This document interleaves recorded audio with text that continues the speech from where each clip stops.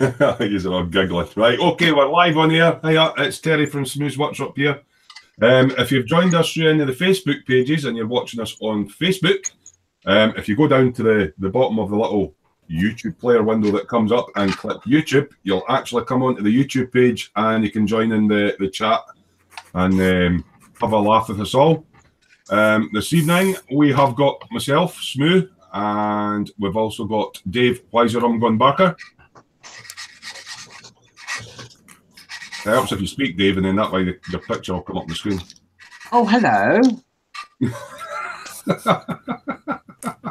We've also got Chris from Gross Models in.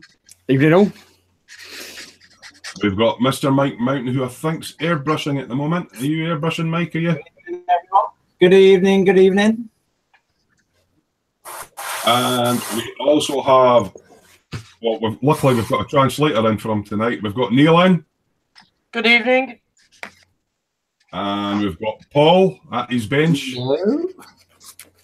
And that's basically who's all in. Oh, we've got people in the chat already in 5 viewers. Hello, everybody. First in tonight was Rat Pack 30, who is Bjorn from the Boom Hut. We've got John Paul in, who's saying hi, guys. And Chris Henderson, good evening all. Looking forward to this. It's just a bit of us chatting and making models and stuff. We're all going to, well, most of us have got bits and bobs on the bench we're working on, so thanks for joining us, guys. We're up to 7 viewers. I must have pressed the right buttons this week. The one we did last Saturday, I've been broadcasting for a little while, and only if you had the link you could get in. And yeah, I think I've done it right this time.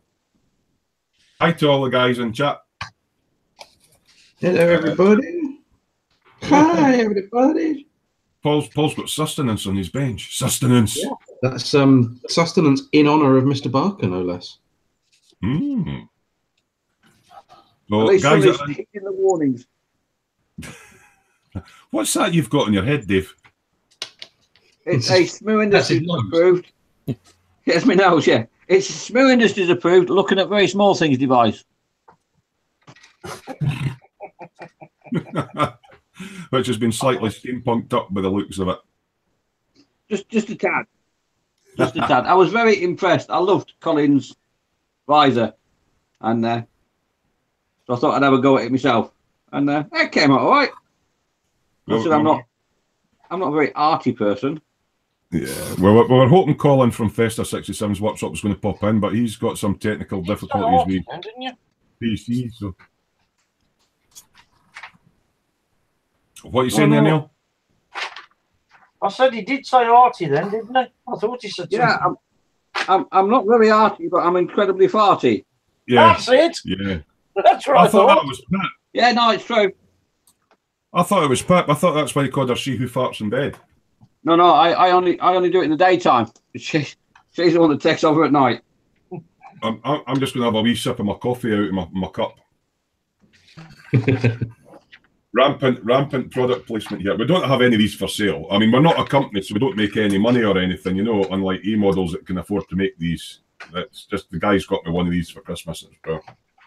And the coffee tastes better in it.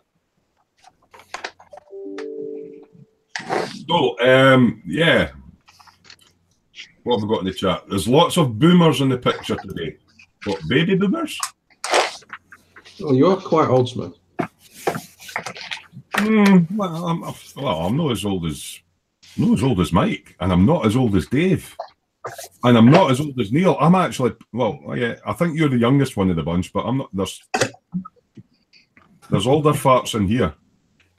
Yes, it's true.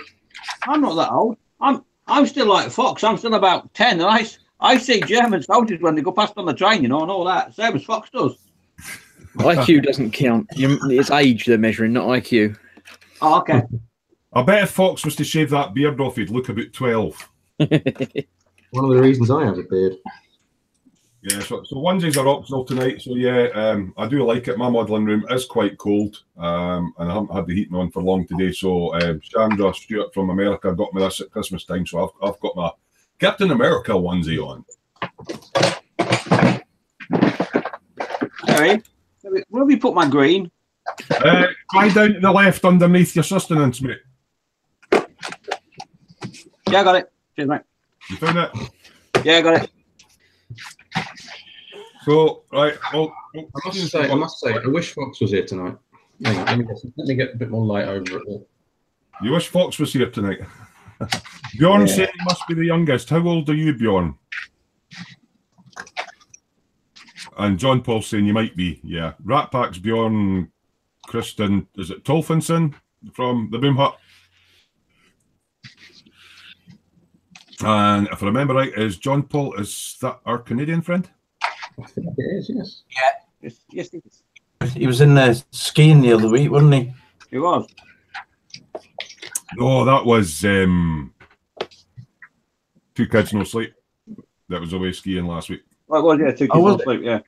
But I think John Paul's Canada and Two Kids No Sleep, aka Scott, yeah, he's Canada as well. I'll tell you who we haven't seen in the boom up for a few weeks from Canada was Neil Quell, the bodybuilder Neil. Yeah. Well, he's been kind of quiet on Facebook as well. Right, Yeah. mate. Bodybuilder.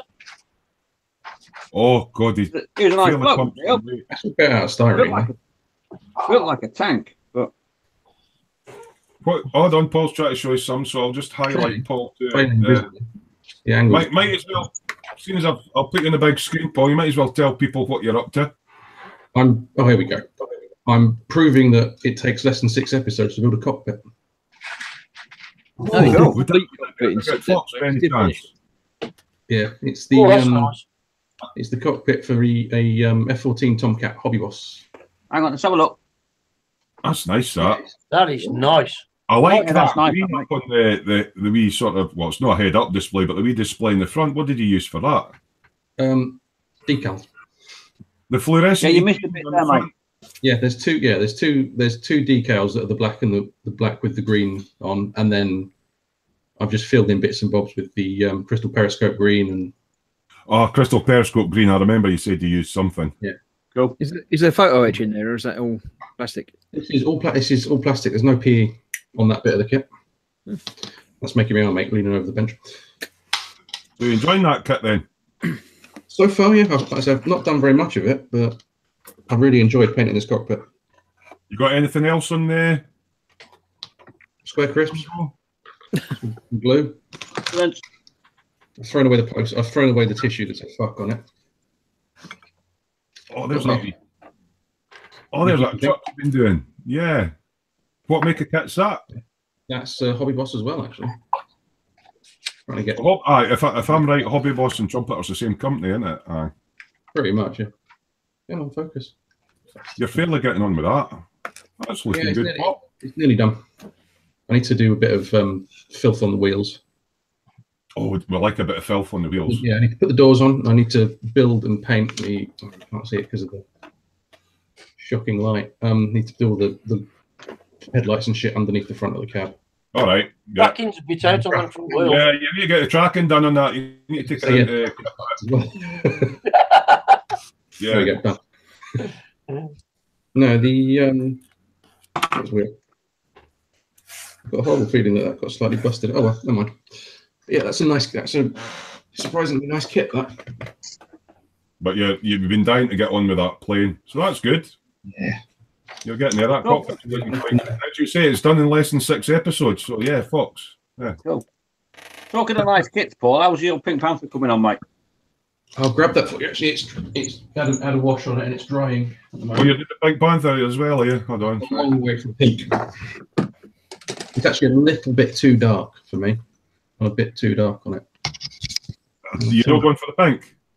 Fucking light right either. No, because the pink was talking to Dave about it a couple of nights ago, and you have to mix the pink from red, buff, and a couple of other things. So I've just olive drab and corroded to hell, just because I wanted to basically play with masking fluid. Oh, chucking on the bonnet and all that. Actually light shit up properly. That'd be nice. Yeah, So there's a lot. kind of make it out. Yeah. Making it look a bit battered and beaten. Yeah, it's a little bit. It's maybe a tiny bit too dark, the wash, but too late now. You could always lighten it up with a bit of dry brushing or something. Yeah, Right, we've maybe. got quite a bit of activity in the chat tonight. 15 viewers. Hi, everybody. Right. Okay. Bjorn's saying he must be youngest because he's 40 in 3 months. Yeah, not a chance, mate. No, you're younger, Paul, are you? Right. Okay. Positively youthful 36. Northern Modeller's popped in. Good evening, Northern Modeller. And he's going, where is Carl? I don't know, he was unwell, but he did post a video up today of an update on one of his planes that he's doing. Yeah, Northern Modeller Ivan. And he's saying twice my age. And Simon Jones says, good evening. Evening, Simon. Well, hang on, what? I'm twice Ivan's age. Is he? No, well, it kind of went like Bjorn went, he might be the youngest.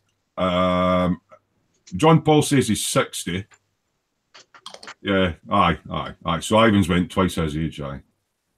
We've got a few that are over 60 in here tonight, haven't we? Or, well, a couple.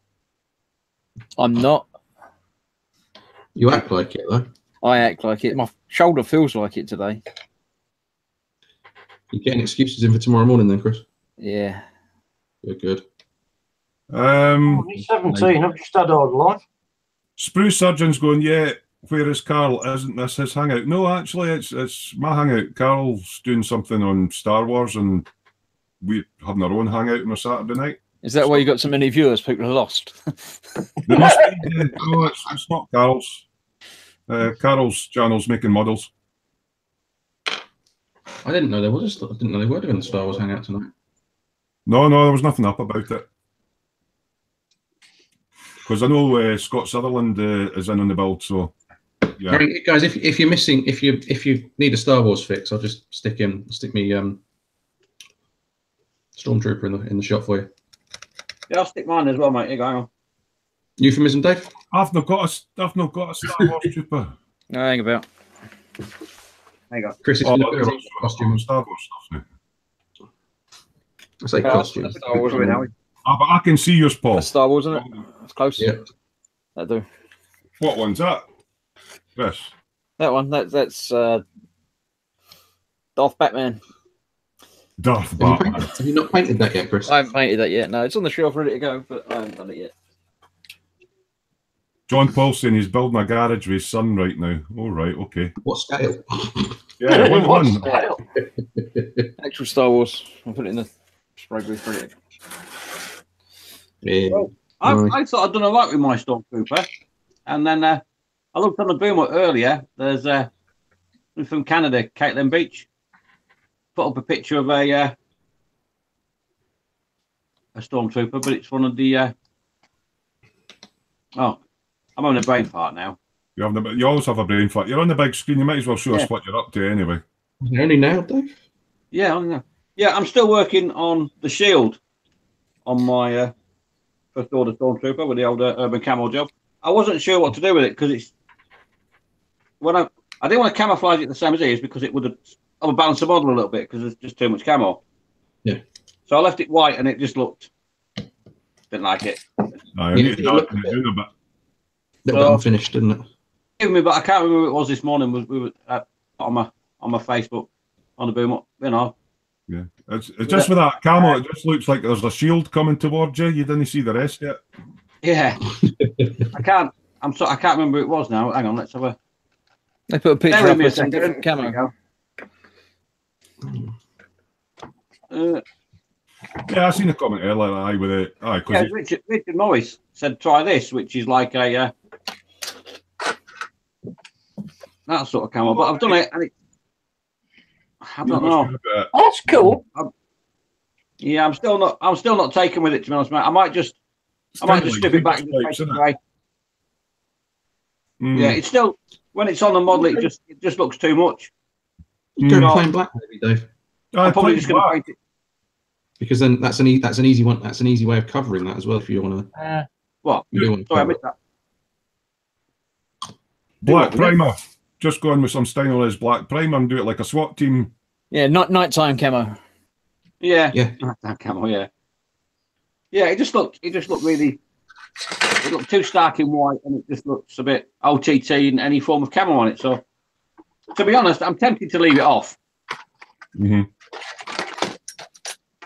Bjorn's saying he's still playing with his ball here. Have you only got one testicle, Bjorn? I don't understand the context of that one. John Paulson, he's bought some balsa wood to start building a garage, so this must be a scale garage in, John. All right. Also, What have you got? What have you got at the bench, Dave? So yeah, that was on the go, and I'm doing the Warhawk. I'm doing sharp mouth. I'm still working on a little 1/72. I just started masking off the canopy. Hopefully tonight I'll get some decals on it. But it's getting. I quite like doing 172 plays. It's a nice little easy build. They're not technically demanding, you know what I mean, and you can make a nice little kit out of it at the end of it. So and it's pocket money. You started on your landy yet for the rest of that dial? No, I haven't. No, the Landy's the Pink Panther's not going on the dial with the truck. I'm waiting for my my local model shop to get me the SAS Jeep in. See, Ted's got the same. Well, Ted's got the truck with the 7 figures. I had the truck that only had the 2 figures. All right. So I've done the truck, and Ted's already done his Jeep. We're opposite way around. I've done the truck, but not the Jeep. He's done the Jeep, but not the truck. Right, I'm with you. So that'll be my build in a couple of weeks' time, as well as the Triumph Herald. Yeah, we'll go into that in a wee bit. Yeah. I'm still waiting on mine arriving. Panther next, and then, you know, see how it goes. But somebody asked when I did my shopping video about dials on CDs. All right, well, I'll just put it back on again on the big screen. My mouse is. Yeah, I mean, they do pretty well. I mean, the Stormtroopers on the CD, and that one's just thrashed out basically for the Warhawk to sit on. So I'm gonna convert all the ones downstairs on the shelf to CDs. So basically, when you're doing a wee thing like that, it's a vignette rather than a dial, isn't it? Yeah. But it's a good safe, you know, space saving idea. Yeah, I mean, it's not just a space saving idea. It's a great use of easily available big stuff as well. You know, I've got a ton of old CDs that are for like Windows 95 and stuff. Just use them. I thought you still had like Terry. I thought you still had Now Music 8 and things like that. I've got that on tape. That's what I call Music Volume 1 on vinyl, mate. That's Terry's got Verily. That is ye music, and it's got Mozart on it. And the thing is, you can sing along to all the tracks as well. Yeah. Remember in the 70s. In the 70s, you used to be able to go into Woolworths and buy an LP, and it had like all the chart songs on it, but it was by different artists, and it was dirt cheap. Yeah. Top of the Pops, they were called. And they always had like a scantily clad woman that's sitting on a motorbike and things like that on the front of them. To try and sell them. They were terrible, weren't they? Yeah, they were terrible. They've only all the CDs. Oh no, that was on vinyl, mate. I'm going back in the day when we. Oh yeah, I was just thinking that. I was on about is that the vinyl or the woman? Just going to catch up and chat a wee bit there. When I was asking Bjorn about what ball was he playing with, it's a pod ball with arms and guns from Gundam Universe. Oh no, we've mentioned Gundam. That's too confused for the day. John Paul saying he used to do live feeds, but he was banned for 90 days, so I've been watching the Hangouts and live feeds. Yeah, it's a 1/21st scale garage, like a barn shape that he's making. And Mark Robshaw says, "Hi guys." I'm Mark. Hello.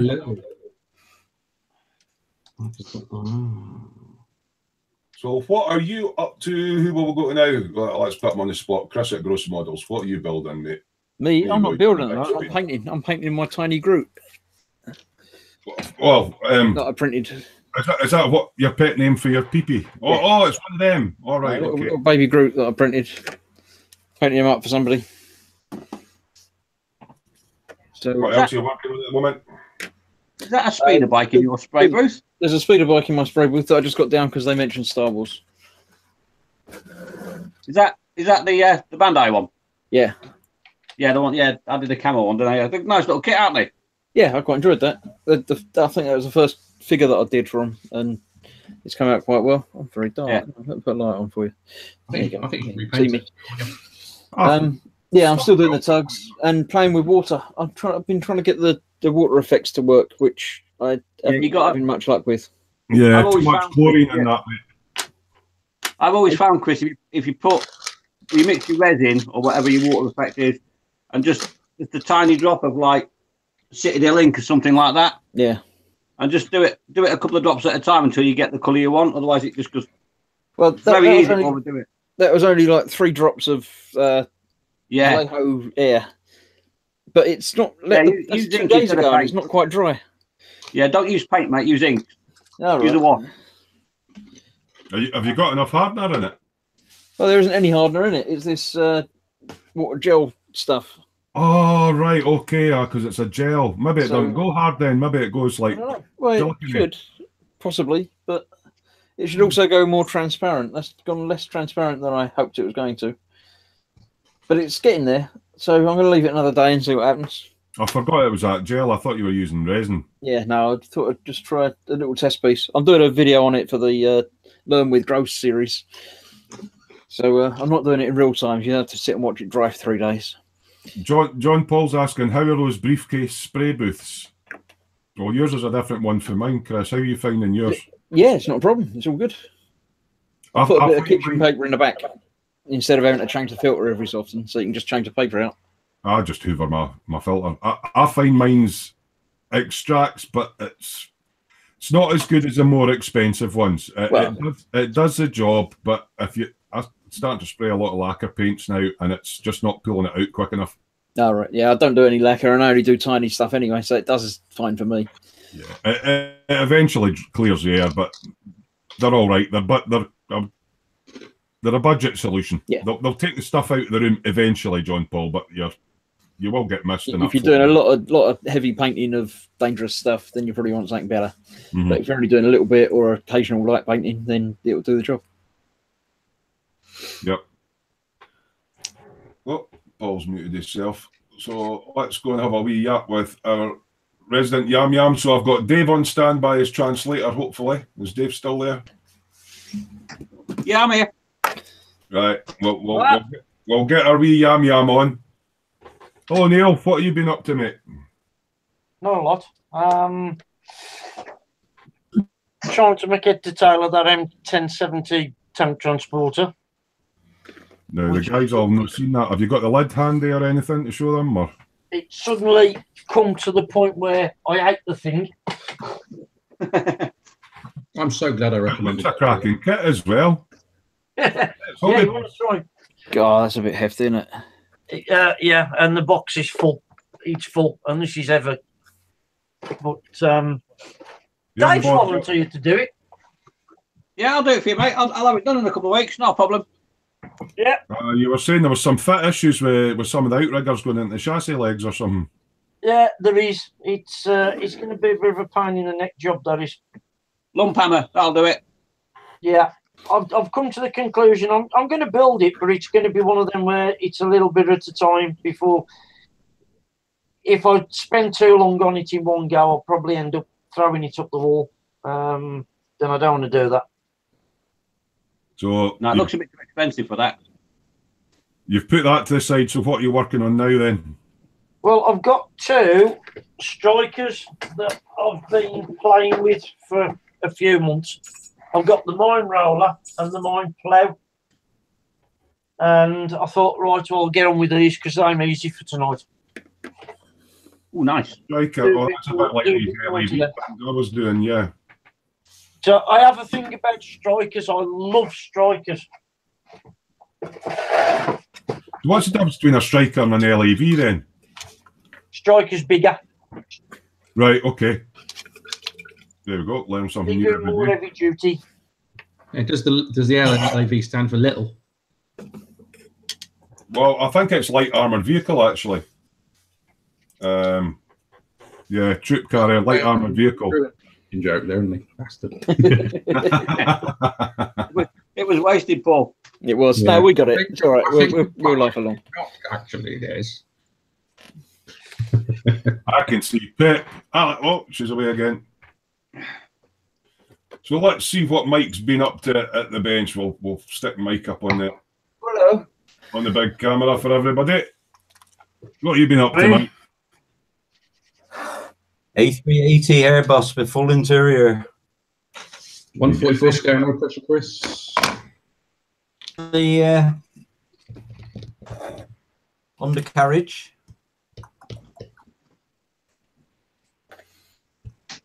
I've done all the turbines. They're all done. Oh, you're saying all the seats in that, they're 3 different colours, but I was under the impression that each seat was a different colour. You're actually saying there's 3 colours on each seat. Yeah. See, so I'm just starting hand painting all the seats and stuff now. I've sprayed the main carpet and seats. That's going to take you a while. You're going to light it up and everything, aren't you? Aisle lights, and I'm going to put LEDs in from underneath. The LEDs, SSDs are nice big resistors, so as you get a nice, just a glow. Yeah, just take the rather brightness. Than yeah. Well, that's a big enough project to keep going. It's going to keep me going, this one, I think, yeah. Anything else as wee side builds or anything? Any what builds, sorry? Any wee side builds in between that, or yeah?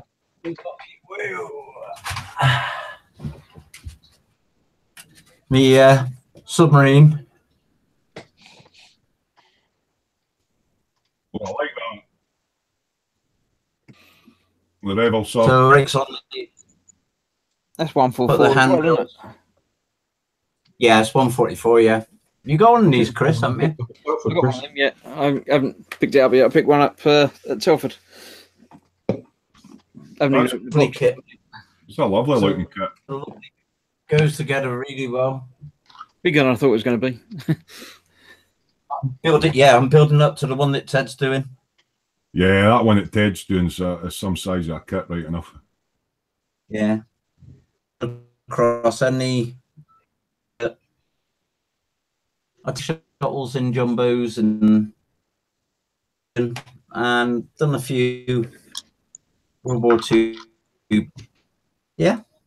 Just wee bits and bobs. John Paul's saying he likes all model subjects, but he builds mostly cars and trucks, and his son builds anything. I'll build anything, but if I'm buying it, I tend to stick to whatever jumps out at me. You know, I like my bikes. I like bits of armour. I like trucks as well.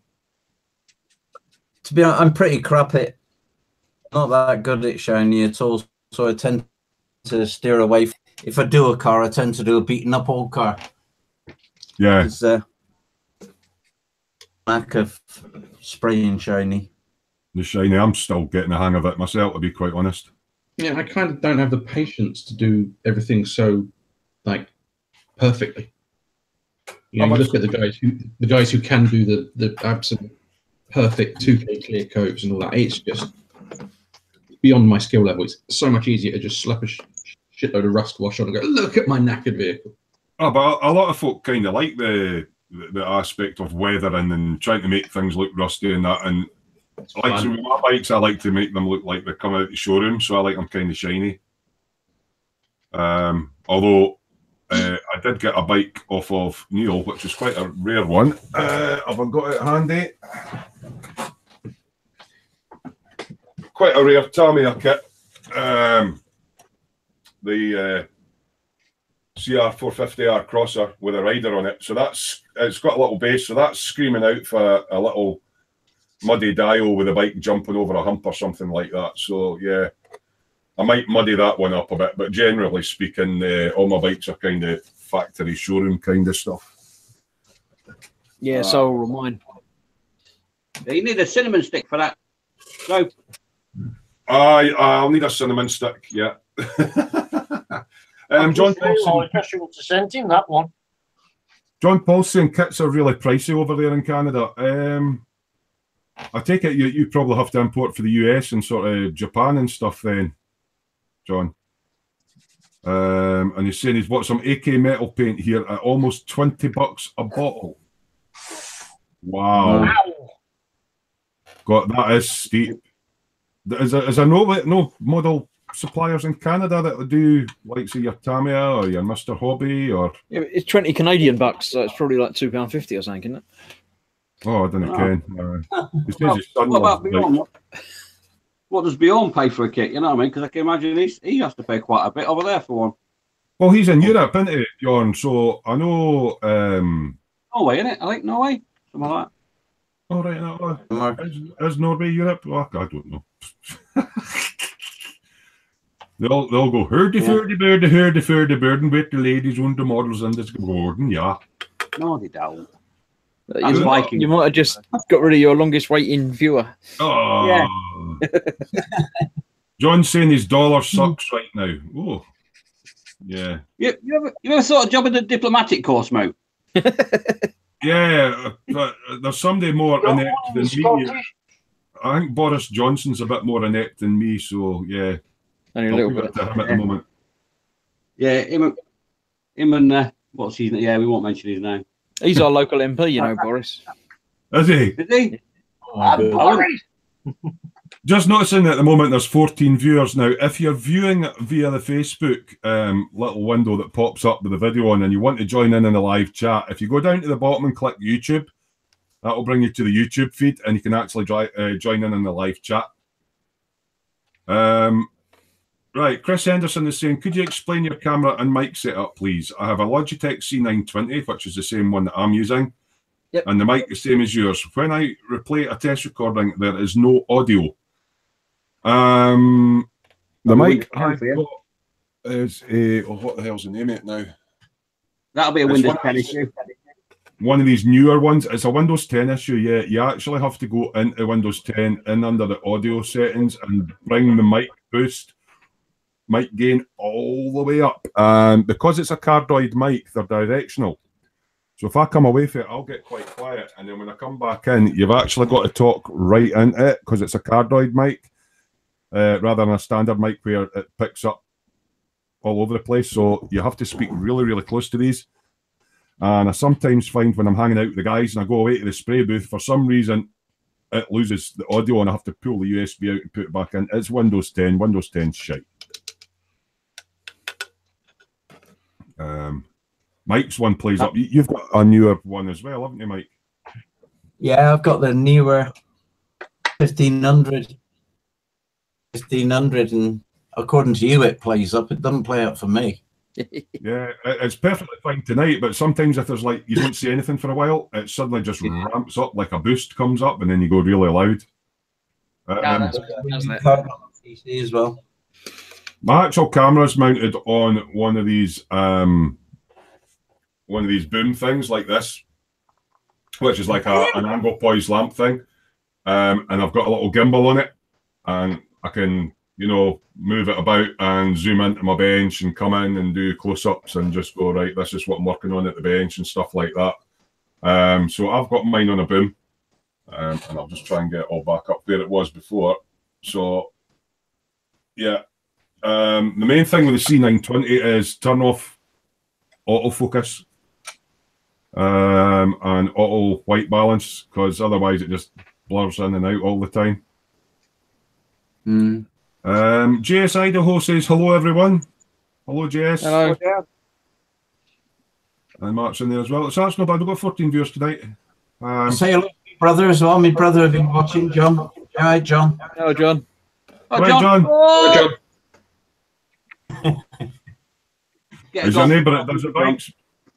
Is your neighbour that does the bikes know what's in? He's not told me, but he could well be in as well, Bob. Right, Bob. I was thinking of starting gluing bits of styrene together whilst chatting away. I don't know. I'll maybe get some denubbing done. What, you mean break the habit of a lifetime?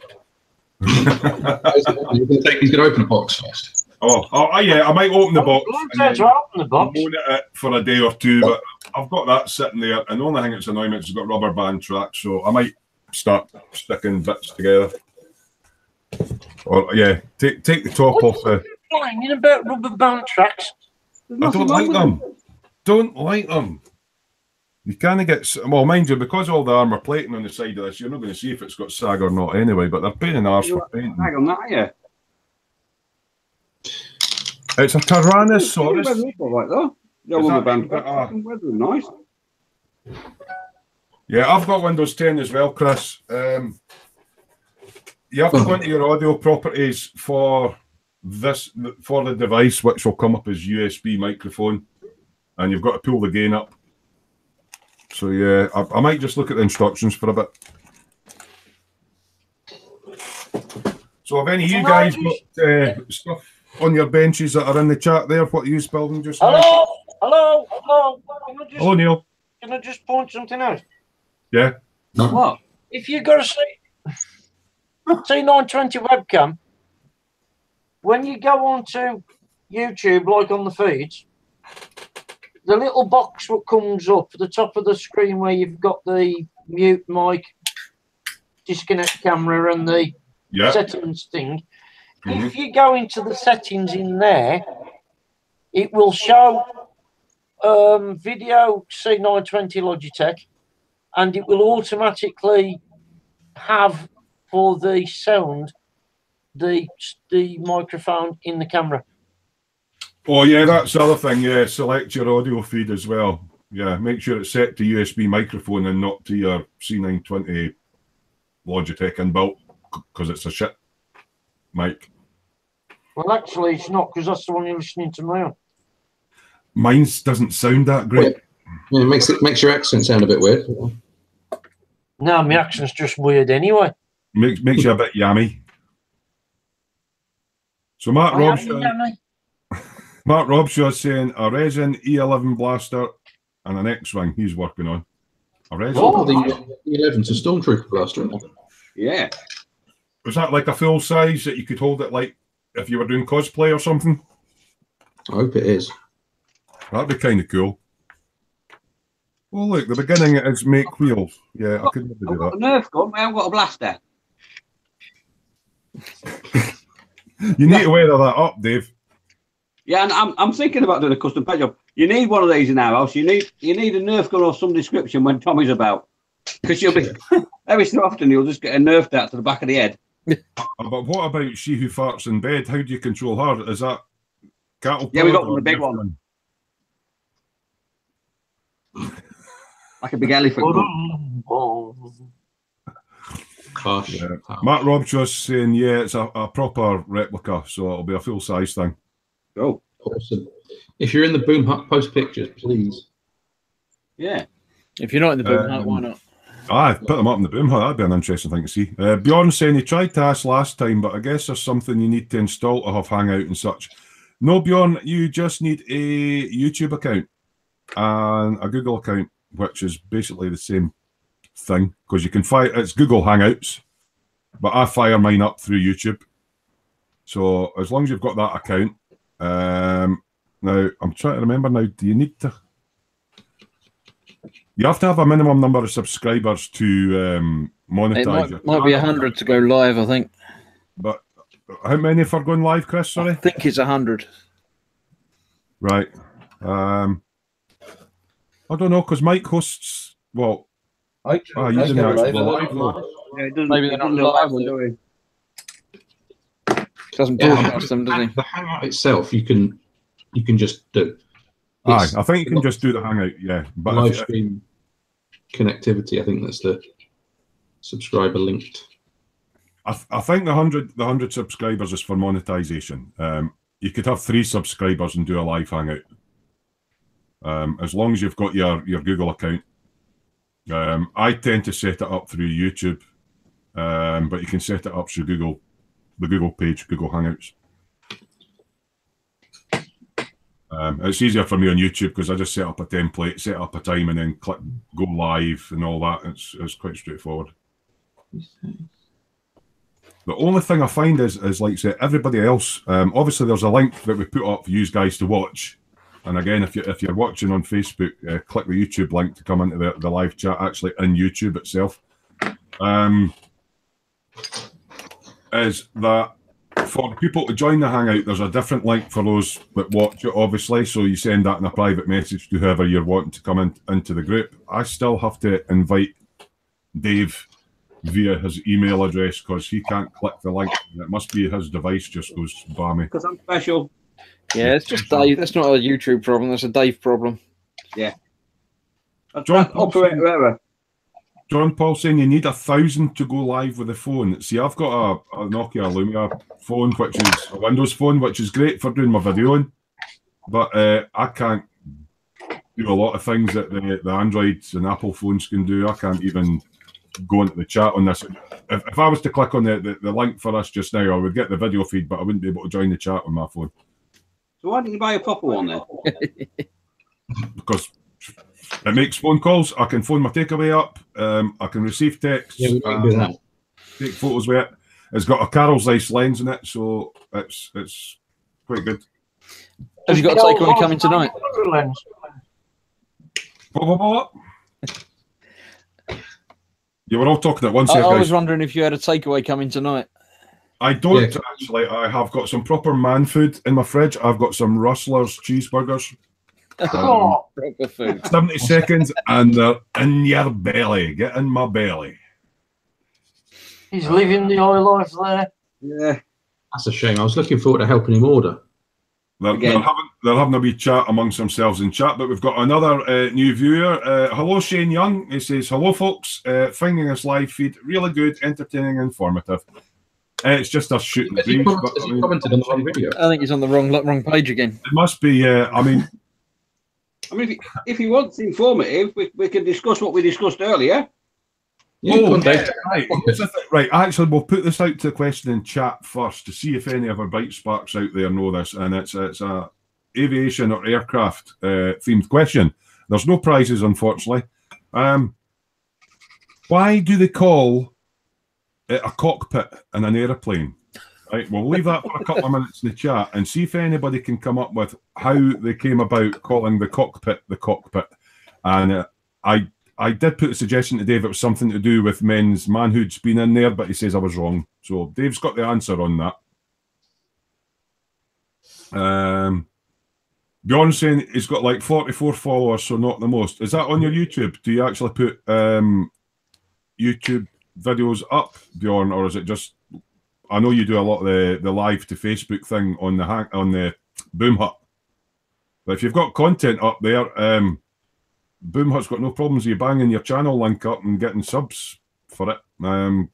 Chris will tell you because he's a mod on the Boom Hut because he's a Treehouse member. Absolutely, yeah. YouTube channels, put them up. Just don't do it every 10 minutes. Yeah, don't spam it. But I mean, if you're going to go and do a live hangout, or you've just done a video on assembling a Focke Wulf, whatever it is, and you want to share it with people, that's what the Boom Hut's all about. He says he's got a few there, but not much modelling except for remote control. Well, remote control interests people as well. I just personally can't afford the kits. I would love one of these, remote control car things. A friend at my old work, when I was working as a mechanic, he used to race them, and it was a wee nitrous ones, and had like wee foam tyres, and it's a wee oval track, and they're shooting around there about 80 or 90 mile an hour. It's crazy stuff. So did he race them on foot or? Yeah, they basically stand at the side and it whizzes round an oval track at crazy speed. It's a proper little engine, but I think it runs on nitrous or some. Did he have to wear special trainers or something to catch up with them? Or? Yeah, that's two. I suppose if you were crashing them. Gone over his head, that one. Yeah. No, I'm just ignoring it. He's just decided to treat that with the contempt it deserves. Yeah, that's exactly right, Neil. Yeah, that's exactly right. Yeah, bastards. Why is it when you start a tank build, it's like glue 16 parts together to make one wheel? Because that's the way tanks are. I might get a sprue out and have a look, but I'll probably not get anything done. Do what I do and ignore that bit and do something fun. Why change the habits of a lifetime? Yeah, just what? Just stick the last piece on and then just stick an elastic band around it. Stick the last piece on what? One elastic band around it? On the wheels. Just stick the last piece, the biggest piece, onto the side of the tank and then just glue an elastic band around it. Fine. What like what you did with your Optivisor? Elastic band? You mean lackey band? Yeah, Lucky Band, yeah. Sorry, I forgot to translate. Are you complaining about a model kit having stuff that has to be stuck together? No.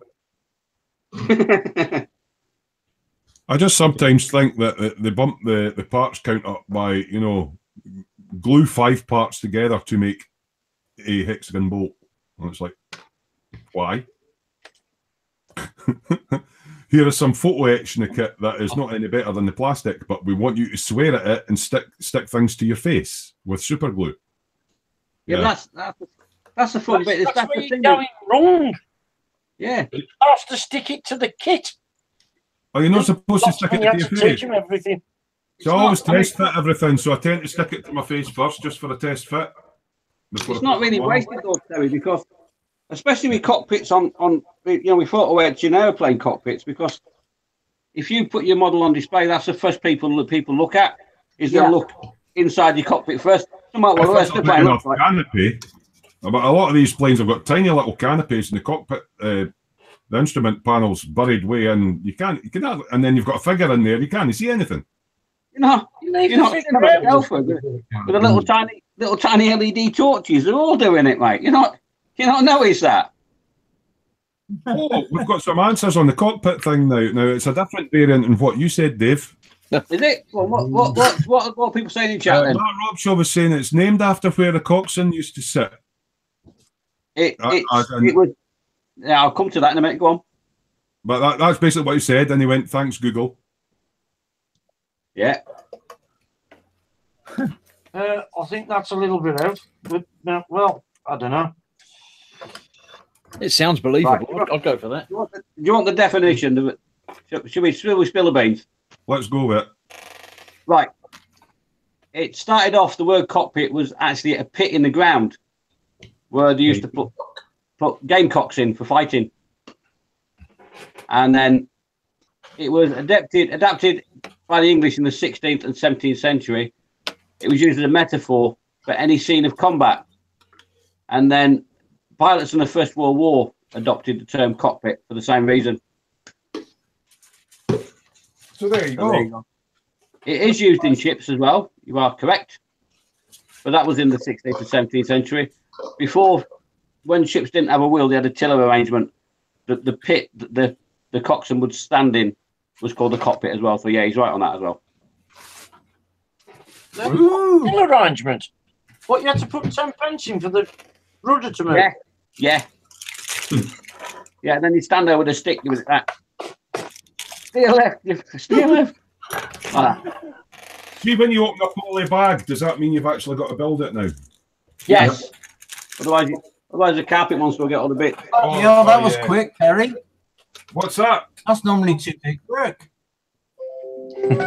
That's normally what? 2 days work. That's normally 2 days' work for you, that. I'm a 2-part dial. Yeah, I answered Paul's question on the boom up about that earlier. Did you see that, Paul?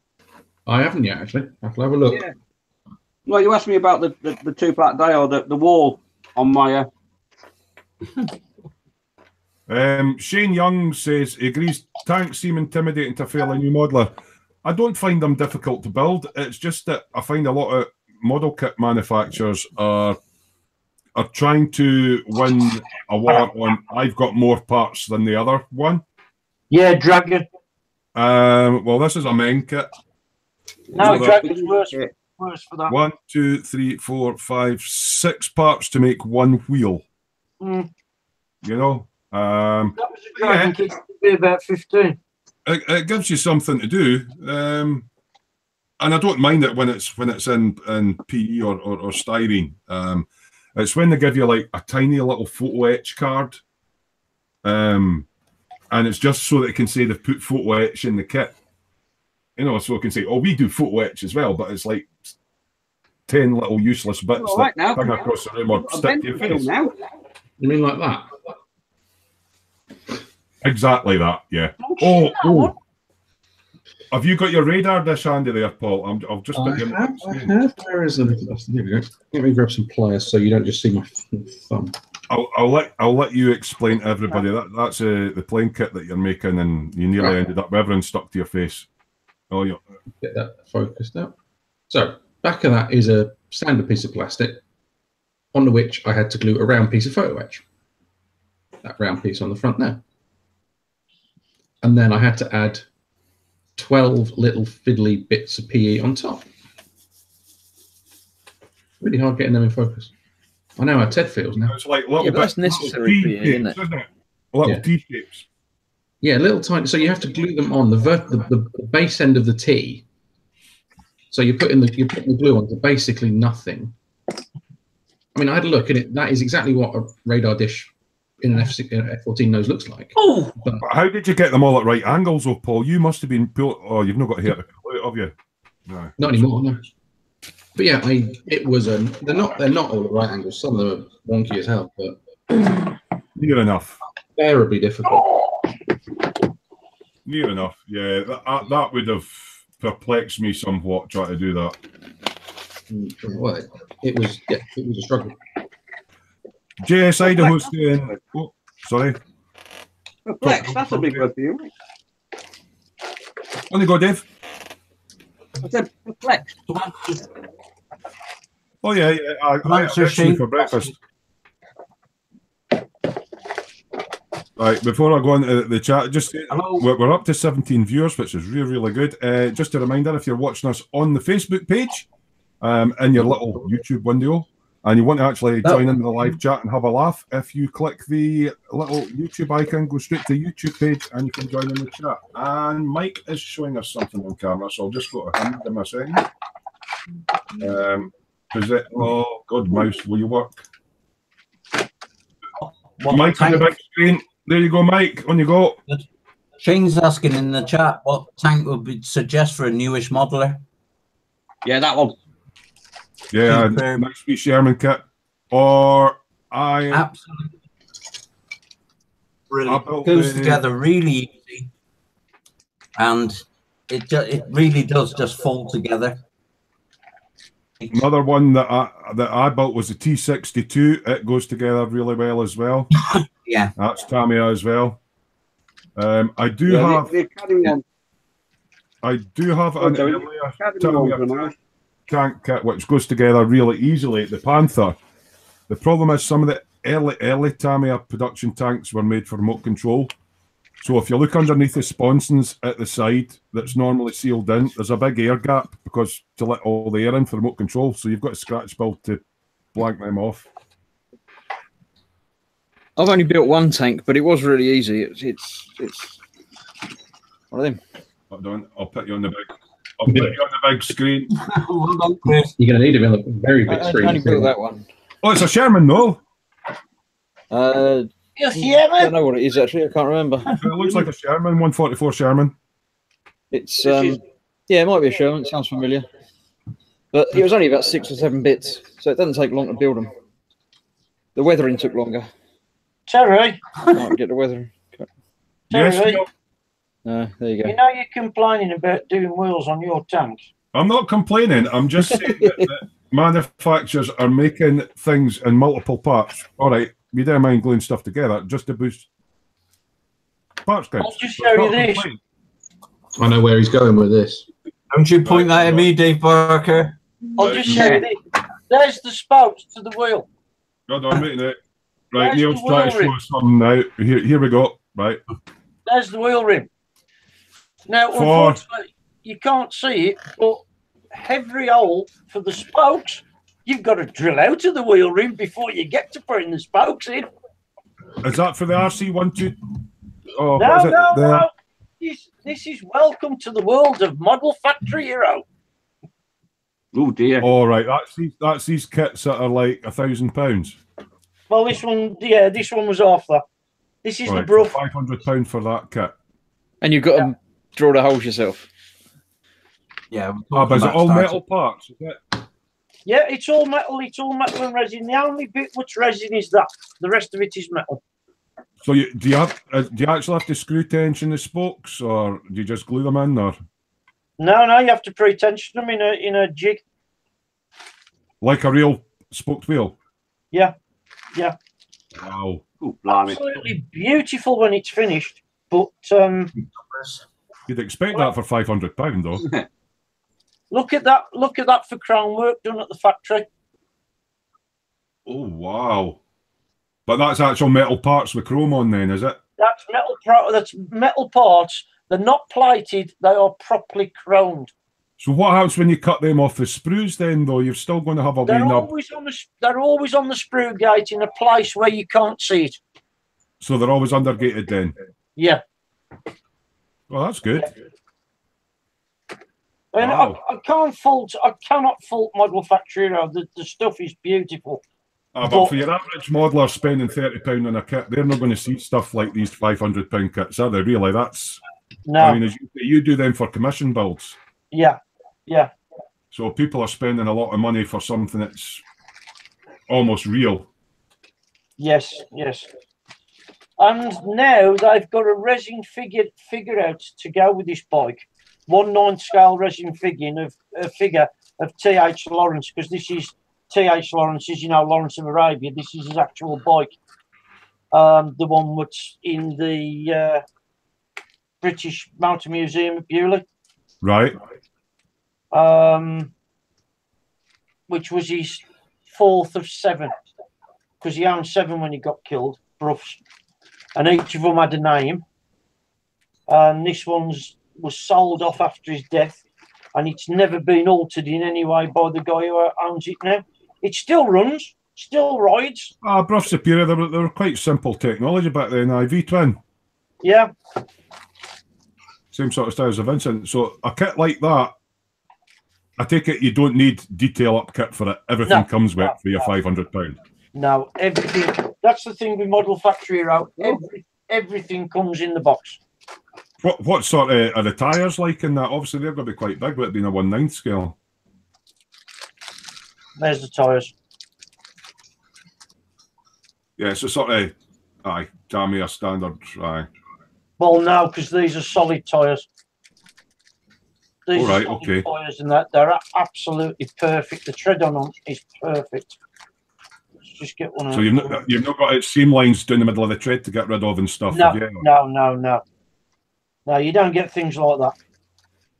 Yeah, I've never seen things like that at all. seen a kit of that high value and detail before. So yeah, it's not something that the average person would build. That's really cool. Now, I'm just going to come off you for a minute, Neil, because Dave was talking about a nice, easy tank for people for new modelers to make. Okay. Yeah. I don't know if you can get hold of them in your local shop. I don't know if emails do them. I have to have a look. But Academy do 1/48 scale tanks that haven't got a very large part count. They're about 50 parts per kit. And I did one in 4 hours with a Daewoo on one of these hangouts one night. So they're not a huge part count at all. But you can make a really nice job on them. That's a T54. And I did the Leopard 1A5, I think it is. That's up there. For less than sort of like £20. So you get more than the pocket money kits. Yeah, that's yeah. And it's a decent size. So if you've never done armour before, and you just want to practice building tanks and learning how to weather them, these Academy 148s are the ideal, just the right deal for it. You know, and they'll give you a bit of confidence in armour building. Yeah. You find that a bit more fiddly than doing the 135th stuff, though. No, because like I said, there's no real fiddly bits on it. There's no individual small part. I mean, that's probably that light there's the smallest part you get with the kit. You know, all the smoke. Telling my Windows 10 update to piss off. Right, yeah, sorry. You can't say that to Windows. I want to rule the world. Yeah. Right, I'll just So pick up. just for a starter kit, they're ideal for you. You know. I'll just pick up in the chat there. God, 16 years still. All right, okay. Right, where did we get to?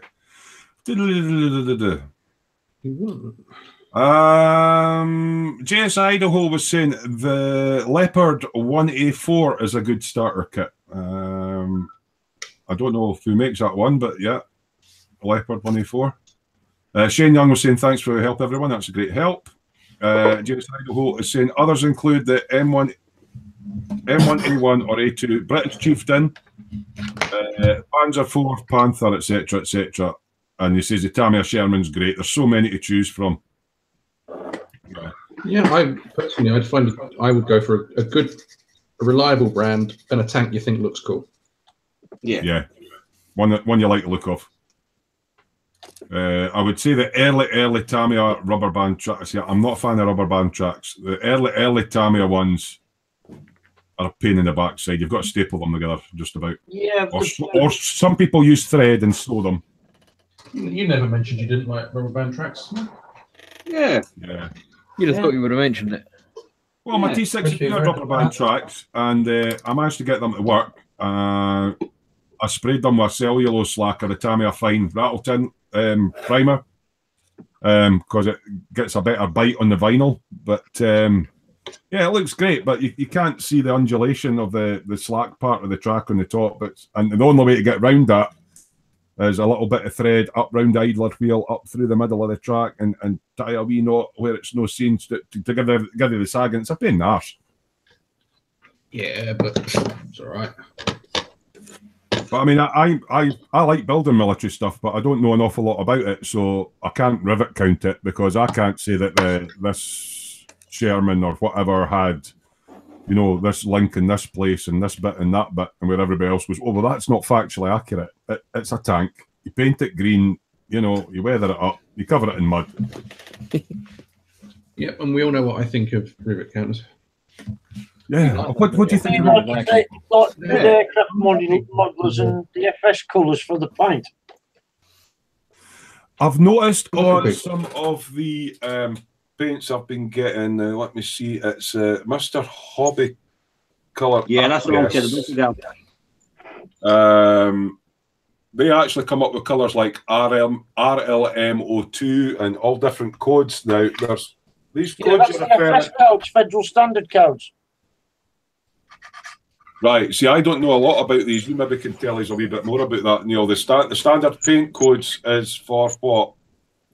That's the code of the military. That's what the military put as the code for the paint. And if it's Right, RLM, I've got one that's the here. German World War II colour. I've got one here, and this is for one of my LEVs that I'm building. And again, it's Mr. Hobby Aqueous. And it's got FS34102 green. That's an American number. FS is an American number. RLM is Second World War German. Right, okay.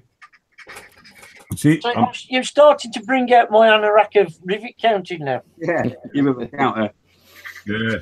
Don't blame me. Don't blame me. This is 6 years of being with Flory Models.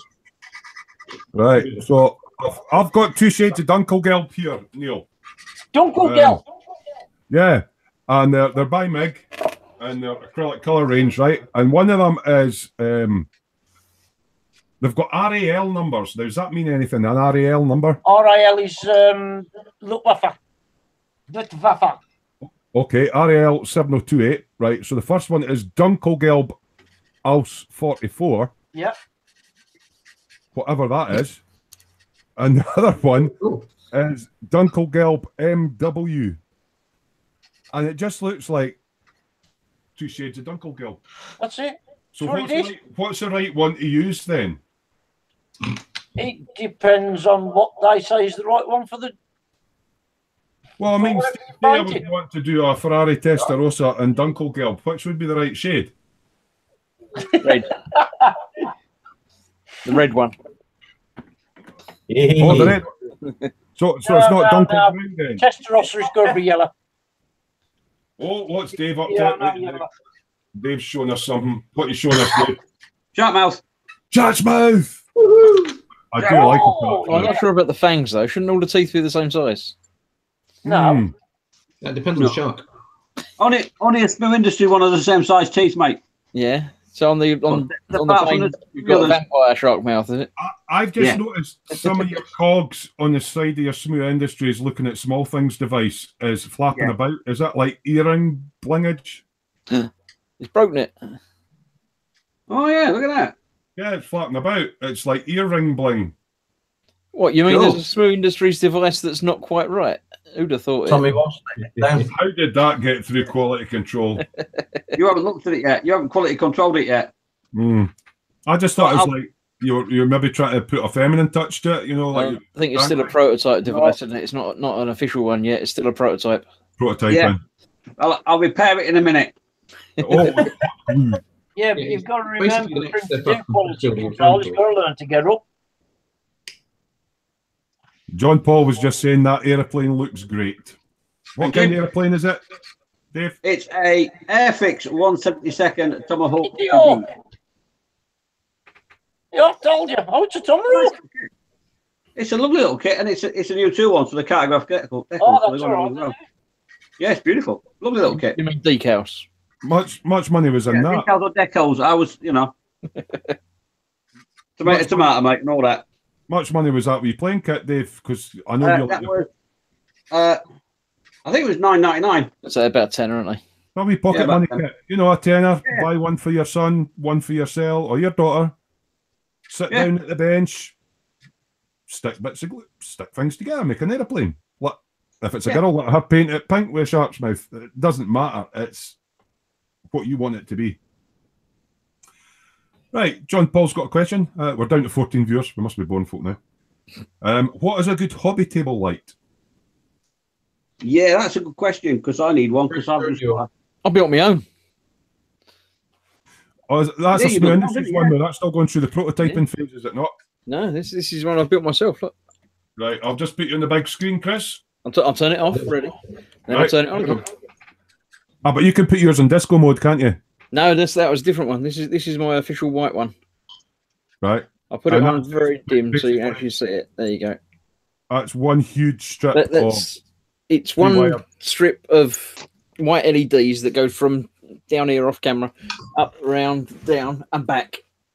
And it ends just about here. It's not quite long enough to do the entire thing. Yeah. But it's got a dimmer switch on it, so you can have it off, obviously. I've still got lights around the room, but when you turn it on, changed a bit. that's lovely bright enough to do everything. Ideally, I wanted it a bit higher, but the plastic card thing didn't quite work. Yeah, you need to work on your scratch building skills a bit, but you'll get there. Yeah, it'd been fine if I'd built it for you. I'm quite happy. I've got a building area, a spray boothing area, and a painting area. So And does that light your whole bench up then? Yep, it goes all Yeah, the way along that's from here to in there to over here. That's the only lights I got on the bench at the moment. All right. So how much is a roll of that stuff then? I think it's about £7. Well, there you go. There's a cheap and cheerful way of doing it. And then another £7 for a big sheet of plastic board, which I used a little bit of. And Because it's a bit flimsy, isn't it? That. yeah, Well, it depends. Did you get the half mil or the really thin I shit? got the thickest one that he had, Yeah, so half mil. but it's I'll probably go with it. No answer to that, is there? I got the biggest one that he had. Yeah. Which one you got? I'll have that one. It's just no answer to that. I want the biggest one you've got.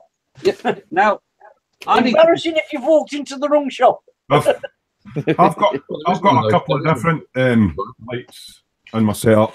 This one over here is a little angle poised lamp, which has a GU 10 40 watt daylight LED bulb in it. I've got two of those. I've got one over there. I've got one over my spray booth. And I have this Chesto light. Now, those little table lamps are about 16 or 17 quid off at eBay or Amazon. The Chesto one has 3 4-watt tubes in it, daylight tubes. It is fluorescent though, rather than LED. But you're looking at about 70 to 80 pounds, but it has a fantastic arm on it for moving about. So if you've got 70 or 80 quid, these are the thing to go for. If you've only got like 15, 20 quid, daylight lamps, angle poised, and if you've got 7 quid, then Smoo Industries approved Chris's LED strip lights as another option. Chris, can you show him? Can you easily get your that other dimmable LED lamp that we've both got and show him? That one. Because mine's a bit too hard to move. There's that one. Which You know the one I mean? Yeah, that's the one. I'll turn the other lights out. That's all. John Paul's saying a 6-foot table he's got. Well, that Chesto lamp is about 1 metre long. My table is probably about 4 feet long. What's that one you've got, Chris? That one is off Amazon. I've actually got two of them. I've got another one over the other side here as well, which I had before I did the other thing. Yeah. I use that one for lighting me now, and tend not to use that one because I've got the other one set up and it's all right. But Much are they? they were about 20. Yeah, it's like 20. Paul's got one much the same. But I've been looking at lighting over the last couple of days because I've just got a desk lamp that's got like a magnifier on it. Yeah, the round sort of fluorescent tube type ones. Yeah. And it's not great. So I've been looking on eBay and I found one that's like an angled lamp, but it's USB. LEDs, but it's USB powered. But the thing is, you can get main sockets. You can get main sockets now that you put in that'll got wee transformers and it'll give you 2 5-volt USB power outlets on them. Yeah. I wouldn't be wanting to drive lights off of my laptop or my PC because it just takes too much off the 5-volt bus. These angle poise ones that I've got, I think they were 16 quid with the daylight bulbs in. They run off 240-volt mains. Yeah. And that's what I need, something like that. The trouble is, though, I don't know that you want daylight bulbs, do you? Because aren't they a bit yellow, or are they the blue ones? No, that's the bright white maximum lumens. Oh, right, okay. Now, there's some daylight stuff that's blue and some that's yellow. Sorry, Neil, what are you saying? Daylight bulbs are 6500K. Yeah. Which is daylight white. Yeah. Yeah, right. Okay. And I've got a 100-watt LED bulb in the ceiling as well in my light fitting. Yeah, I think I have as well. And it's all right, but it's. That's what I've got. I can see what you've got. You've got a Chesto lamp, but go on, right, Neil. Your stuff will be like 300. What have you got? Right. I had one like yours, and it was that much of a pain in the arse. So I lobbed it off and gave it to my brother. This is the Chesto 64 LED lamp. Oh, that's a new one, the LED one. Yeah. With dimmer. But not only that, I do have two of the buggers. But what money's in the LED one? About 135 each. Yeah. Yeah. Yeah, I was 70 quid for my one with the 3 tubes in, so yeah. I'm looking at about £25 maximum, mate. You know, budget. Well, this LED strip that I got is apparently 300 LEDs in it. It's 5 meters, and that was about £7. And you can put them wherever you like. You could always build that into you could double them up and put the strips running side by side into a wooden frame and mount it on a thing rather than doing what you've done as well. If you wanted to make like a product. Colin made one up actually, and it was strips of LEDs, and he's just put them in a block, and he just attaches a block up onto the underside of his workbench. What, you mean scratch build something? It's a Smoo Industries one, yeah. Blimey. We popped up to 18 viewers, but we're back down to 17. Just to say, if you're coming in, say hi.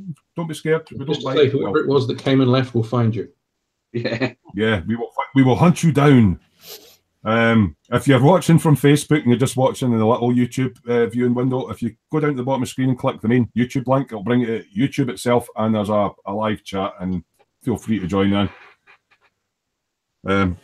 Right, well, I cut some things off of Smoos. Maybe. Probably not. Now, the reason I've got lamps and like this is because when I decommission board, I would much rather put it into lamps and stuff than give it the bloody tax man.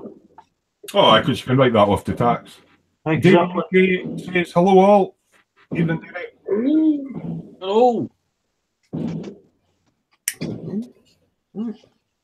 Somebody got fireworks going off or something. Yeah, there's some just started out here. Oh, I wonder what they're celebrating. Either that or it's some sort of gunfight going on, but I don't know. Well, hopefully they'll stop in a minute. Oh, we've got UK joined us as well. Expat Spain. Hi, everyone from Spain. Oh, hello. Buenas noches. Me, Chris, I've had a look.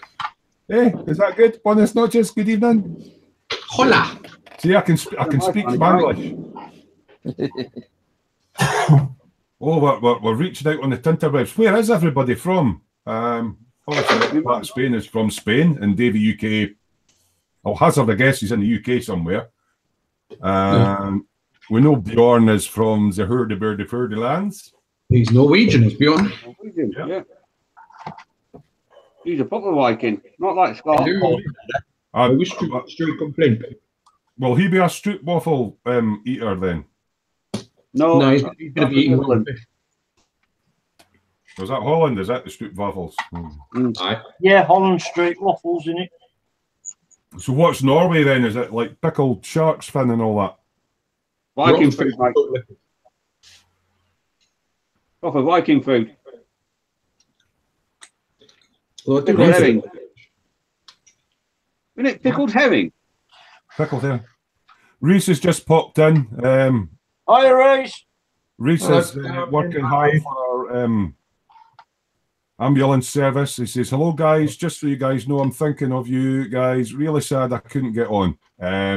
Well, you can't drive an ambulance, you can't do a live hangout and, you know, resuscitate people at the same time, Reese. Well, you probably can. You probably could. Mark Robshaw's from West Yorkshire. I can't do a West Yorkshire accent. That must be from the Rhubarb Triangle. Reese live, that'd be like watching an episode of Casualty live, wouldn't it? But you know, if we get any female viewers in, they might like I'm in uniform, but he's got lovely hair. It's like, yeah. Oh, what? And the rest of us haven't. Well, he has got hair, but it's like, yeah, it's like a mini fro. It's really cool. Shane Young saying, Shane Young is saying, I'm in Lowestoft, Suffolk, a true carrot cruncher. He's saying, yeah. Lowestoft, Suffolk. No, we're getting it all wrong. Is that not down the track? You're in that crunching carrots? Is that wrong? That's dark. Get off my land, you bastard. Bjorn went moose and fish. Oh, he eats moose and fish. No, moose as in a Scottish moose, as in a mouse, as in moose, big horn. Yeah, the big thing with antlers. Yeah, it's Norwegian surf and turf, that moose and fish. Not chocolate mousse. Yeah, the Scottish are good for eating all like the offal inside and the haggis and that, but we're not really into the sheep's heads kind of thing. Yeah, Scottish wouldn't have a mousse. They haven't got a deep fat fryer big enough. That's stereotyping. Chris Henderson's from Kendal. I'm all right, Chris. I've got my mint cake still. I've still saved one of the 10 mint cakes. I'm all right. Yeah, Chris Henderson's in Kendal. I've got a little bit of fudge left. Not much, but only a little bit. Chris is an Edinburgh man, the same as me. We're East Coasters. With any deep fry Mars bars here. Excuse me. Look at this. Hang on, guys. Look. Hang on. Oh, shit. What have you broken? Look what she just turned up with for herself. Not for me. Is that ice cream? Ice cream. Is that for the entire family, isn't it, that bowl? Like a nice bit of soft scoop as well. For our viewers joining in, that's Pip, also known as She Who Farts in Bed, with a big bowl of ice cream. And then she said, I said, where's mine? There's no ice cream left. I wonder why. No, I'll get brain freeze. Go away. Go away. Tempt me more. No more. Go. Lisa's going to pop. That's not very good that your wife is eating all the ice cream. Yeah, I'm used to it, mate. Hold on. See, there are other kids that eat it first before I get looking. Terry. Oh, Reese, that's cool. Live. He's busy now. He's going to. Hello. Speak of the devil. Here's Reese live from his ambulance somewhere. He's on an emergency. There's nobody bleeding behind him, is there? There's not. Hang on, wait. Hang on. Oh, he was telling me actually that they've got. We have a wee joke in the cave that I drive a bus and it's got flavoured windows, and he was trying to tell me that the windows in the ambulance are chocolate flavoured. Yeah, like the one behind me. This one just. Yeah, there goes my phone. chocolate window. That one just there. A little quiet spell tonight, Reese. Yeah, we've quietened down a little bit now, so I thought I'd be really cheeky and jump on with you guys. You just like appearing on the tinterwebs with your uniform on, hoping all the ladies are going to come a-running. Well, he's not showing the uniform. You noticed that. He's carefully avoiding the uniform. Oh, he's got his epaulets with his ambulance thing on. Yeah.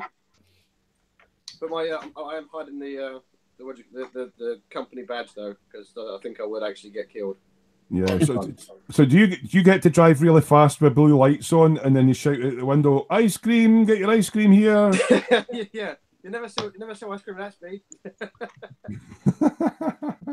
All aboard the window lickers bus. Yeah. So you're down in London somewhere at the moment, are you? What's that? You down in London somewhere at the moment? Sorry, Terry. What area are you patrolling at the moment? Oh, Southwest London. Southwest Oh, London. my sympathies. Southwest Have you London. got your Southwest on, mate? Well, yeah. Actually, no, Southwest's right, isn't it? It's we're the posh bit. we work The out posh end, yeah. So yeah, so it's the posh end. I don't know. It's all Englandshire to me. I've gone to sleep. You could swing by and visit me and Chris on the way back. Yeah. I take them at McDonald's. Yeah, please. Or, Paul, how can you live down there and not have an accent? Who's that? Me? I tell you what, my darling wife watched Chris's live feed on his half birthday, and she said to me afterwards, "You sound really fucking posh." Now, Chris knows me very, very well. I'm anything but posh, and he will back me up on that. Yeah, you could get a job presenting the news if you didn't just say fucking bugger every 2 minutes. And here is the news live. And oh fuck, I've dropped my notes. Aye. Look at the fucking news. Yeah, I suppose I could do like Channel 5 news. They wouldn't notice. No one watches that. Channel 5. No, So you're off on confusing. Why has Paul got a picture of a bus stop? eh? On my Facebook profile, Yeah. it's a very specific bus stop for a particular reason. Oh, I see. Because I quite like that bus stop. Is that one in Stratford, isn't it? Is that Stratford, Paul? Yes, it is, mate. It's Yeah. the bus stop outside the Copper Box. Yeah. I thought I recognised it. And one of the many things I've done in my life is be a broken down, knackered handball player. And I've played in the Copper Box. Oh, handball. That sounds dangerous. Yeah, it is a bit. See the women's handball in the summer, or am I thinking something different in the Olympics? Paul doesn't play women's handball, no. Volleyball, I'm thinking of volleyball. Thinking of water polo, ain't you, Terry? No, women's volleyball, I'm thinking of. Oh, Yeah. okay. Water polo's cruel because all them horses drown. Yeah. It's like, one thing I want to know is synchronized swimming. If one drowns, do they all have to drown? Yep. It's in the contract. Bjorn saying, I see you people smoke, so I need to go out to be unhealthy with the hutters under my arm. You must be really strong, Bjorn, if you've got me under your arm, because I'm about 20 stone. Yeah, I'm sat in the back of an ambulance, and I mean these go 3 tons, so. Yeah, he's not allowed to condone smoking in any way. Yeah. So, yeah, Bjorn's going out with an ambulance under his arm as well. It's maybe a 135 scale one or something, though, or 124. Yeah, it's a bit smaller. Right, Mark Robshaw, he's got to go. Thanks for joining in, Mark. Good night, mate. Good night. Hang on. Yeah, Bye. That's quite cool. It's the weirdest thing when you look at yourself live. When I'm looking for you guys now, and then you look on the YouTube, and it's like, wait, that's me. That's like being on TV. Yeah. You're probably on someone's telly. Someone's going to be watching it on live on a big telly. Yeah. Wow. It is weird, isn't it? That's one of the advantages of doing it the way I do with the bench. I don't have to look at myself. Yeah, I'm going to go to bench cam as well. Yeah, might as well. Normally I'd be at bench cam, but Especially you could do patient cam, Reece. That'd be a laugh. yeah, patient cam.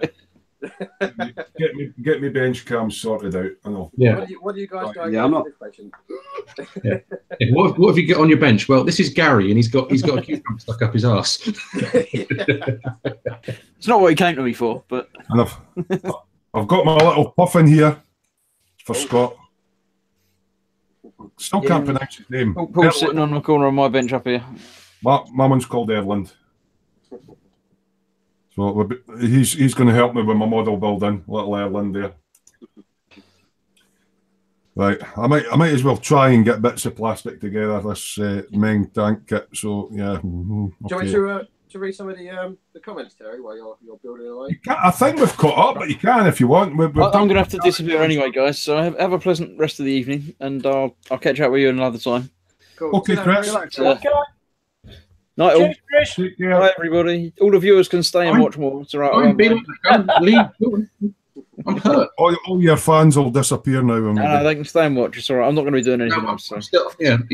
We're all still here as fans aren't going anywhere because we're broadcasting. Yeah. Good night all. Good morning, Chris. Aye, all these fans are in here. Aye, oh dear. Oh no, they're not now. He's left. Right, just curiosity out of the guys that are in the chat. What's the most expensive model you've ever bought? And I'm not on about buying, a kit and buying a load of detail up kit. What's the biggest and most expensive kit you've ever bought for your stash? All right. So who took heed of the £1 Daily Mail Spitfire? I didn't know about it. I don't buy newspapers because they're full of shite. Yeah, I couldn't find anything about that. Is that where you honestly you been? I couldn't find note on the interweb about that. I seen somebody posting up free Airfix kits. I think it was on Facebook. Yeah, there was an offer. You buy the Daily Mail and you got a voucher to get a kit. You literally go to W.H. Smith's and they give you you give them the paper and they give you the kit. Yeah, it's an Airfix Spitfire or something, I believe. Yeah. Yeah, no, why, don't you? No one wants them. Why? Because this year is the 100th anniversary of the Royal Air Force. There you go. God, don't you lot know anything? No, we've got you for that. We've got you. Yeah, you're the educated one, mate. Yeah, you're a resident expert on all things knowledgeable. I just know that when I get up in the morning, I need to get food in my belly. I just know when I get up in the morning, I've got to go and have a pee. Oh, don't you mean in the middle of the night, though? No, she stopped me doing that now. She was complaining about that. Why she's sleeping in the bed? Dave, are you? I'm regular, mate. I'm good. I've got a problem. That's all. 4 o'clock every morning. I don't get up till 6. But I do of a morning. Eh? You know the first thing I do of a morning? Let the dogs out. As I wake up and open my eyes, I ring up wifey, see if she's all right. On the question there of what's the most expensive model you've ever bought, John Paul's saying a 68 MPC Coronet for 300. I take it that's Canadian dollars, John, so that's about 25 quid or something. Oh, yeah. The most expensive kit I ever bought. Coronet, that's the collector's kit. The most expensive kit I ever bought was TK's doing one of the Amati pirate ships, isn't he? Yeah. Was that a ship? Yeah. Many years ago when I was a coach driver, I was in Sorrento and I bought an Amati Endeavour racing yacht from the 1950s America's Cup. Oh, nice. Yeah, it was. I had it. It was in my bathroom, sat on top of the toilet system for years in the old house, and then kids turned up and it sort of got broken. But yeah, it was neck end about 200 quid. It worked out at the time. By the time I'd done the, translated it from lira at the time to sterling. What kind of ship is it, Dave? I don't know anything about.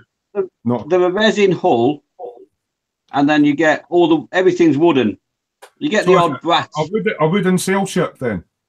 Pretty much, yeah. It's a resin hull, and then you just get planks, and you've got to shape them and steam them and shape them, and but they are absolutely beautiful things to build. Yeah, so that was the most expensive kit I ever bought. Yeah, I think the most expensive one I bought is a 132 P61D Black Widow. So it's a big fucker. Black Widow, which one? Great Morley's. I think it might. I don't know. I think it's the Hobby Boss one. Yes, it is Hobby Boss, and it was about I want to say 90 quid. 90 quid. Wow. Yeah, but the most expensive based on amount of stuff per cost is this little box here. What is that? Resin. Resin. Yeah. It's a thing from I can't remember. I think it's Black Sun Miniatures. Hang on, I'm checking through another box. Black Sun Miniatures, Yes, mega expensive. Yes. All And limited it's- edition kits. Yeah, Black Sun and it's Miniatures, based, what do they do? Absolutely beautiful. they do 35 and 75 mil kits, all sort of fantasy stuff, and they do this one, which literally looks just like. I mean, you can't see it very well. He-Man sitting on Battle Cat, and as a child of as a child of the 80s, Yeah, I had to have it. I literally could not turn it down, and it was. Oh, it was somewhere around 75, 80 quid. Wow. And it's going to get done eventually. Are these garage kits or these resin So if you want, kits? Are they if you garage want proof kits? that it's He-Man, and again you're of my rough age, that sword is a bit too close for comfort to the Sword of Power. Just a bit. Yeah, but after watching the advert for confused.com, you just .com, can't yeah. take him serious anymore, can you? Oh, I think I love it. And yeah, there's the torso of He-Man. It's just He-Man. It's Detail beautiful. and it's lovely. I've seen like one paint job where they painted Battle Cat, not Battle Cat colours, and it looked amazing, but it was still He-Man. Oh, it's So- two parts. All right, wow. The cat is 3, 4, 5, 6 or 7 parts total. There's a base, and then there's a load of bits for the guy riding him. Is this why you're doing all your practicing on your figure painting then, so you can do that justice when you get round to it? Yes, absolutely. I think my most That's a expensive, bit of money. I don't want to fuck it up. I think my most Impressive expensive amount of kit detail was, in that. Yeah, 'cause that truck I'm doing at the moment. That armoured truck thing. I think that was about 60 quid, I think. So, the armour truck that you're working on now. Yeah, the AFD Club one. Can I just say one thing while I've got it on my mind? Yeah, If only got one. anybody thinks about buying any of the strikers, whether it be AFV or Trumpeter, forget what the instructions say. First thing to do that. Glue the bottom and top of the hulls together. Don't leave it to what it says in the instructions, because the problem is they get you to build everything up, put all the little fiddly bits on the top, then you got to try and glue it together and get it to stick. It don't work. I learnt the hard way. And then if you've got to clamp it, then you're going to break all the little bits. Exactly. I learnt the hard way on a commission build. So now, it's as soon as they come out the box, it's the first thing that's done.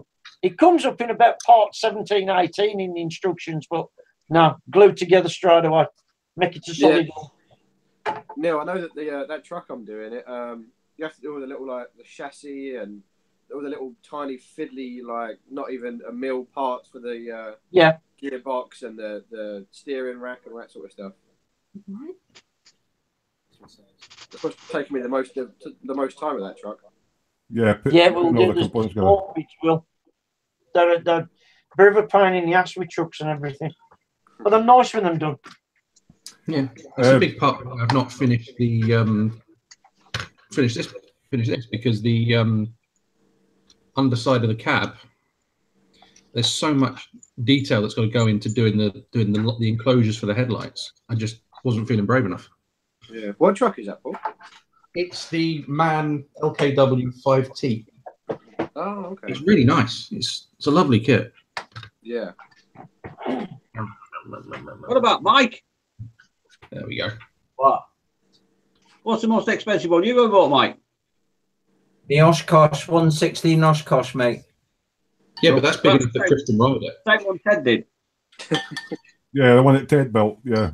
Yeah. Ted's fault. I bought it. Absolutely beaut trumpeter.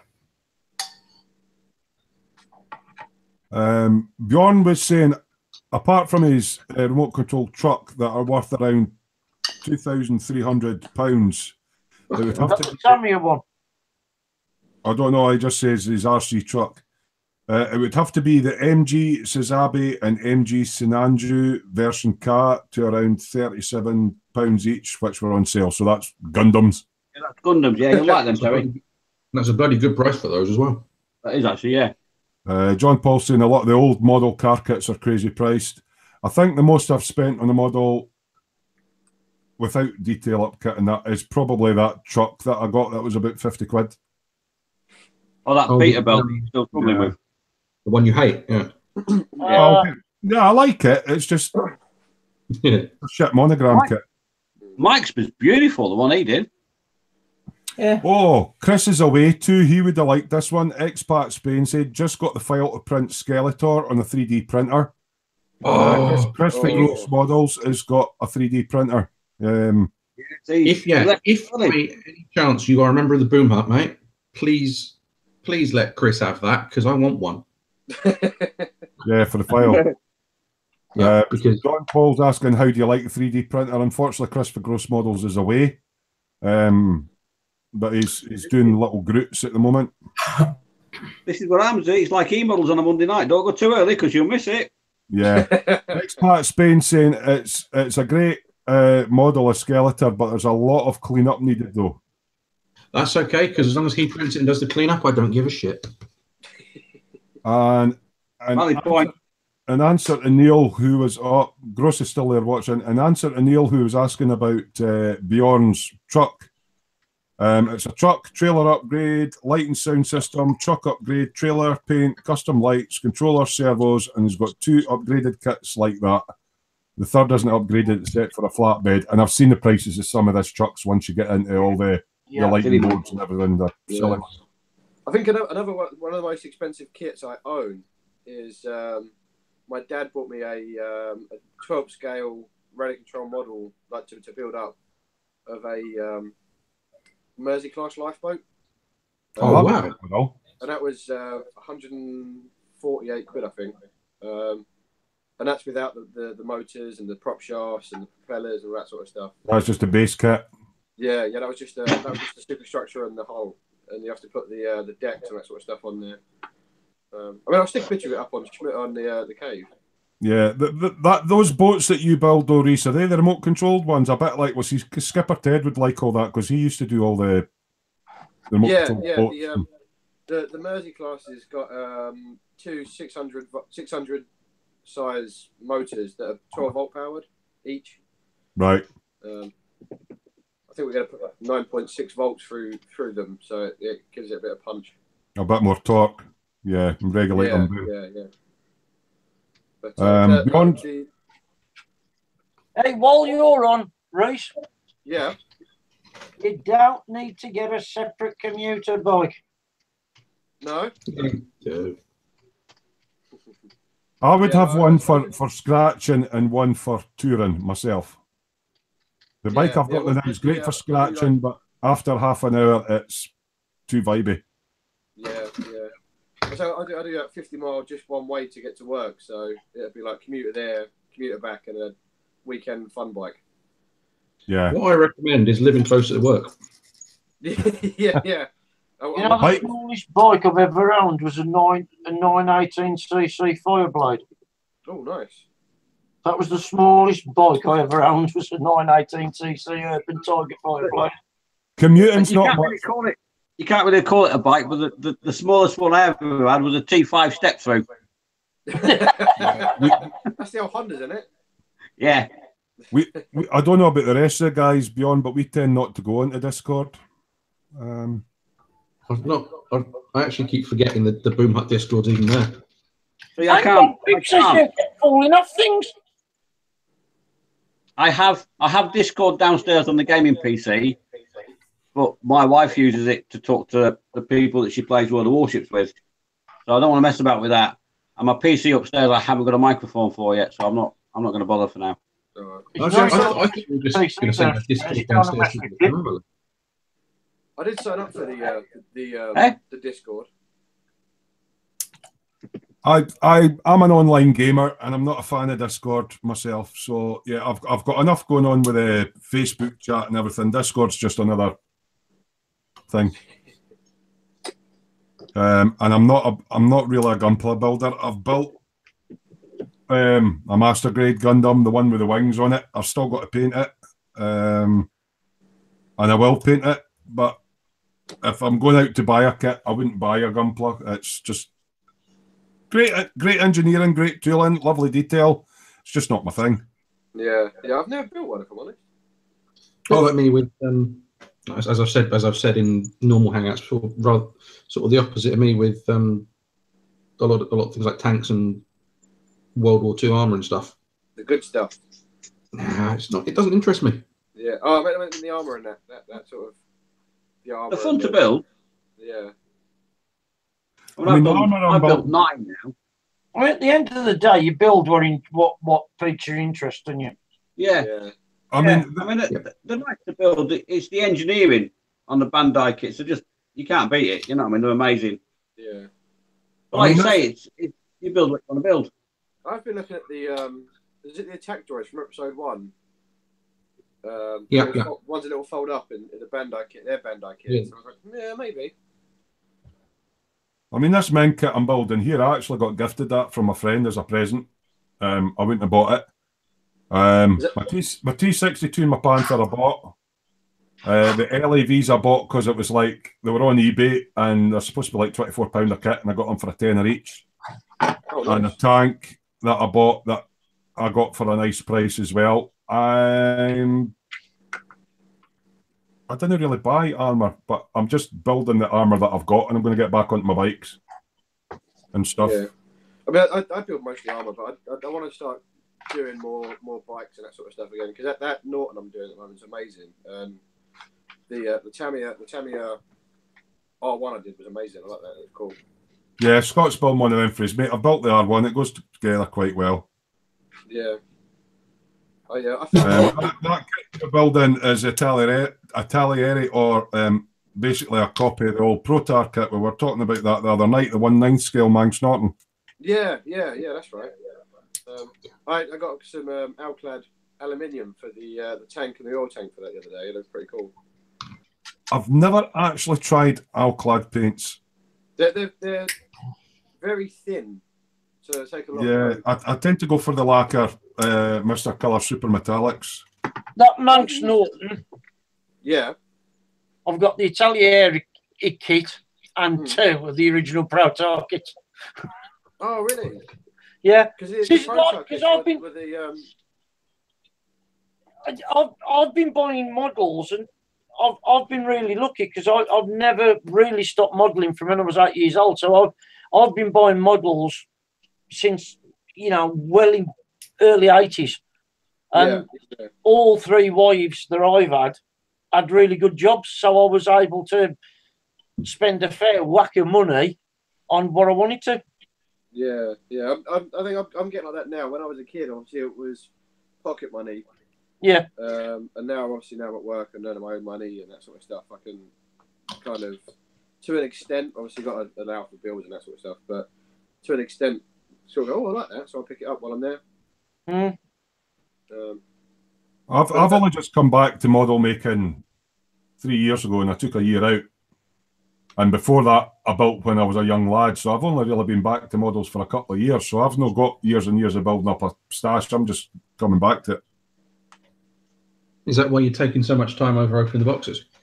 I tend to be quite slow and methodical anyway. I was like that as a mechanic. It's just how I am. I just take my time. I don't see the point of rushing it. I don't know how Dave can build so quick. I like to take my time and do it slowly, and that's how I enjoy doing it. If I was rushing it, I wouldn't enjoy it. Yeah. No, I don't think I build that fast, to be honest. I just build. Oh, you build really quick. Yeah, we'll be seeing that. You build the way you build. It's it's the way you are. Yeah. No, we'll probably be seeing that Pinky's finished soon, Dave, won't we? The what? You're going to finish the Pinky before I fucking do. Dave's Pinky. That he bought on Thursday. We'll be seeing that finished soon, won't we? I nearly finished the one I bought last week. Oh, that's cool. They're talking in the chat there about the lifeboats kits being 1/12 scale. I would like to build a lifeboat. Yeah, I quite like that. You know, ships that have a use, or like the cars and trucks that are emergency vehicles, I kind of like them. But we're going to be doing a live body build on the channel on the 27th of this month on a Saturday night. That's if we can buddy. And we decided it's got to be a pocket money kit and just a cheap kit. So it's an Airfix. What is it, Dave? An Airfix Triumph Herald? Triumph Herald, yeah. The starter kit. So we're all getting one of them in, and we're just going to paint it and do it however we want. It's not a speed build. If it doesn't get done in that live session, we'll carry it on in another one. But yeah, so on the 27th, isn't it, guys? 27th of this month. Yeah. We're all going to be building Triumph Heralds at the bench. So yeah, I'll be able to it'll be interesting to see everybody's take on it, whether they go for originality or silly or battered, beat up, rusted up, or whatever. 2-tone flick purple paint. Have you been watching what I was thinking about doing? I'll tell you what it was. I was rummaging through the paint after this afternoon, and I found a bottle of it at 0 pints, and I thought, I've never got round to using that yet. I've actually got a bottle of Minotaur Ghost Tint Purple. I was thinking of doing a candy. Oh, that would cool. I'm still thinking these are my colours for the build. I saw. Dad came down the other day, and we went to the model shop, and I saw Alclad do one called Hot Metal Red and Hot Metal Violet, and they're like sort of your candy reds and your candy purples. Yeah. Looks absolutely lovely. I was like, oh, I've got to get some of those.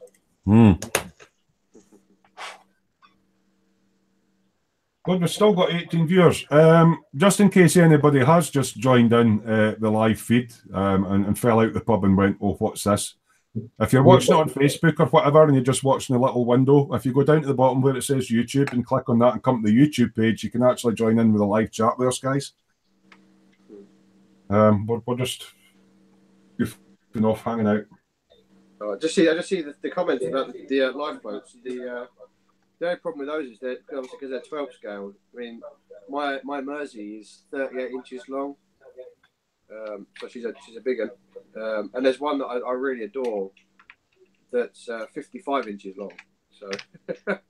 And that's in 112 scale. 12 scale, yeah. Oh, so it's a big model then. Yeah. Wow. And there's still that right size for Chris to ride. I do hope, Bruce, that when you went in the model shop with your dad, you did the proper thing. Dad, can I have one of them, Dad? Always. You think that would need one of Chris's 2 tugs to pull it out the harbour? Yeah. Yeah.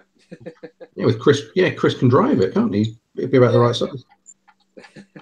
Expat Spain saying Metcalf. I'm not wasting that material. Sorry, Metcalf models used to sell the lifeboats for remote control. Yeah. They were Metcalf, and then they went to a company called Models by Design, and they basically took over all the modding. They've got some absolutely stonkers of a kit. I've seen some of their kits made up and on the water, and they just look amazing. Chris is just highlighting in chat that he's still here. Because my 2 tugs coming. Good. Don't want you missing out on my jokes, Chris. 6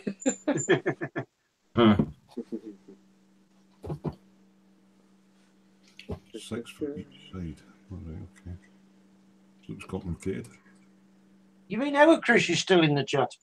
Our Chris is still in chat. It is.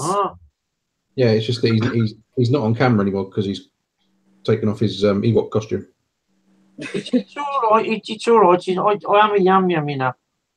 I am a yam. Goes into my ears. Takes at least 3 hours to get to the brain, and even then the brain rejects it. Right, I've just realised I've either got to go for all steel type drive wheels or all rubber. I need to go for a shit. I'm about to go to get a cup of tea. So what should I pick? The steel ones will be easier for painting up. Go for steel. Yeah. Especially as it's going to be doing it's got mine rollers on the front of it, so I suppose you want bits of rubber flying off. Steely wheelie. I'll go for steely wheelie ones. So I will have some extra bits then. I won't need the rubber ones. So more Greeblies for my Greeblies bin. Trying to see if fit them to a bug. Can I get a translator aisle one, please? Aisle one. I said that'll be interesting seeing you trying to fit them to a bike.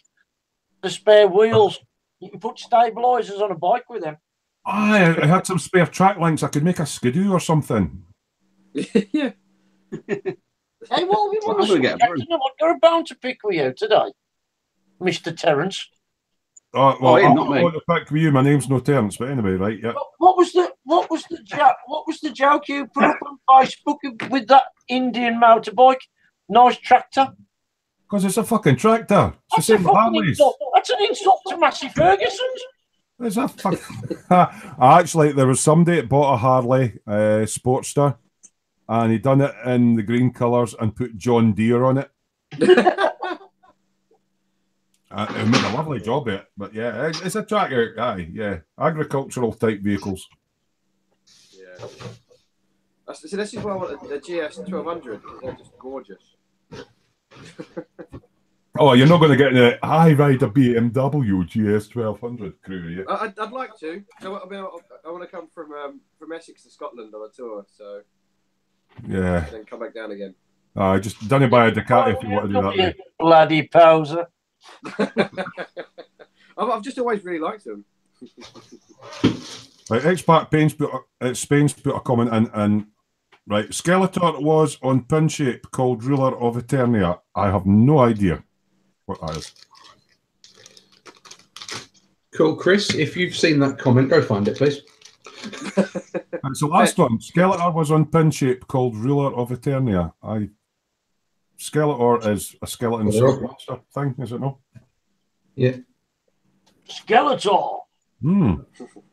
B, I don't need B. I've had Uncanny. the time of my life. What's Oh, when I'm in the bar, so funny. Yeah. Right, so these are Greeblies. These are spare. They can go in my Greeblies box for when I decide to scratch build something.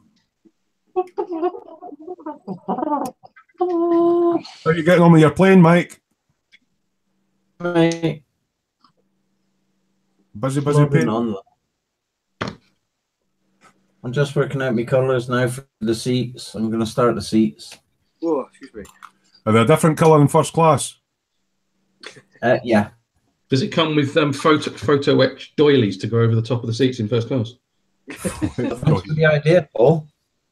Oh, fuck, you could have scratched build 144 scale fucking first class doily seat. But you'll need to do the newspapers as well, like the Sun newspapers. And the thing is, poor Mike's awfully open to suggestion. If we tell him to scratch build something, he goes away and builds it. So if it was Concorde in first class, wouldn't it be like really posh papers like the Daily Mirror and that sort of stuff? No, it'd be the Times, wouldn't it? People. Yeah. You're saying the Daily Mirror is a posh paper, yeah, it's doing Airfix Spitfire kits? Yeah. That's a Daily Mail. Or is that Daily I Mail? was going to say, given that Reese has admitted he's from Essex, Daily Mirror probably is quite a quick paper over there, isn't it? See, I stopped reading newspapers when they stopped putting Sam Fox and Linda Lasardi on page 3. So basically, when they stopped putting pictures in, Yeah. Yeah. You lose interest. Well, there's no point in buying them after that. He couldn't understand the writing. Yeah. What's all this black funny stuff on the side of the pages here? Yeah, it's just like, shouldn't these be in the chippy? Yeah. Yeah. There's a saying about that, eh? Today's news, tomorrow's fish and chip wrappings or something. Yeah. Exactly. Yeah. For fuck's sake, get in the hole. Is that right? Get in the hole. Does anybody else do this when they're building a model and they've got a bit of sprue clear, they cut it off so you've not got so much to handle? Or is that just me? Yep, I do as well. Is it really bad? Gets that away. Keep it for making Smoo goo. Is it really bad to say that? I'd never actually thought of doing that. I see you live and learn, mate. You live and learn with us. Yeah. It means that when you're looking for parts, it's, you know, you're not searching through vacant spots. You've got I'll keep the tab on it, obviously. And yeah, I will when I get to the end. When I get to the end of a kit, if I know I've had greeblies left and bits and bobs, I'll snip them off the sprue. Snip them straight off the sprue. Bung them in the greeblies drawer. I'm actually thinking of starting a new greeblies drawer because there's going to be lots on this. This was my 135th greeblies box. It's getting a bit full. Yeah, see, that's the problem. I've got loads of I've got like a stash, and then a stash full of old kits that I've done that are just full of sprues. I'm like, what do I do with it all? You make Smoo goo. Yeah. Yeah. Make a couple of things worth of sprue glue. Bin the rest. Well, sometimes it's worth holding on to a few decent bits of sprue just in case you need to stretch some for scratch building or. Well, if you get some nice long straight bits with loads of gates on them, yeah. Yeah. So what I want to do is make like a little book of all the kits I've built and cut the box art out and stick it all in like a book. We were talking about that the other day. Do people keep their boxes in box art? I tend to keep the lids off the bikes that I build, but anything else will just bung. Yeah. Oh, I'm back by the way. I did something. Somebody posted months ago on the Boom Up. Carpet Monster. Changing your boxes into works of art. And, where you fold them, turn them into frames. Yeah. So I did that. I've got a couple on the wall. We'll just get one down. Oh, what a lovely belly. Yeah. But yeah, that's oh yeah. Oh, that's nice. They do make a nice little. And all you do is you just fold it and you cut down halfway, fold it over, and just glue it. Yeah. And then you can stare at Gunpla on your wall. Yeah. It's quite a nice idea. That is, yeah. It's a bit like a canvasy effect. If you've got a decent box art as well. Yeah. Yeah, so I wouldn't do it very transit van or anything. Go on then, yeah. I'm going to do it with that box, and I'm going to do it with the speeder bike. Hello, Pip. Oh dear. Hello, Pip. Nice cup of tea you got there? Yeah, Mum. Yes, please. 2 sugars on mine, please. In my e-bottles mug. If she had any sense of humour, she'd have. My cup's empty. I'll have a cup of tea and all. Tea for an ambulance man. Oh, here's Tommy. What is what? It's Mummy. Hello, Thomas. Oh, it sounds like that pin-shaped thing that Expat Spain was on about is a 3D printing. The cat's outside. Yes, I assume it's a 3D print website. Yeah. He's having a wee chat with Chris for Gross Models. Oh, Dave, I don't know if you saw it. Awesome, my plan worked. Put in the messenger about making you a logo for your channel. Oh yeah, Colin was going to do it as well, mate. Obviously, I've done when I've done work, by the end of my 4, I'll sit down and try and draw something out for you. Then you and Colin can have a fight. It'll be awesome. Fight. Yeah, but thanks for that, mate. Cheers, mate. That's all right, no worries. Everybody's fantastic when it comes to computer stuff. Make him a logo for Butcher's Models. Butcher's Models, yeah. I've got a few Model ideas, butchers. so. This Meng plastic looks quite nice and soft. Let's see how it sounds. There you go, Terry. She's put it on for you, mate. Oh, lovely. How many poor innocent cats were killed to make that dressing gown? None. They're still alive, walking around skinless. Yeah. Walking about stains, did you say? Quite a money special. It's like the old joke, isn't it? Someone said their missus wanted a coat of an animal, so they went out and bought a donkey jacket. Yeah. Went out and bought a donkey jacket. Oh, Dairy Doctor's old ones are the best, eh?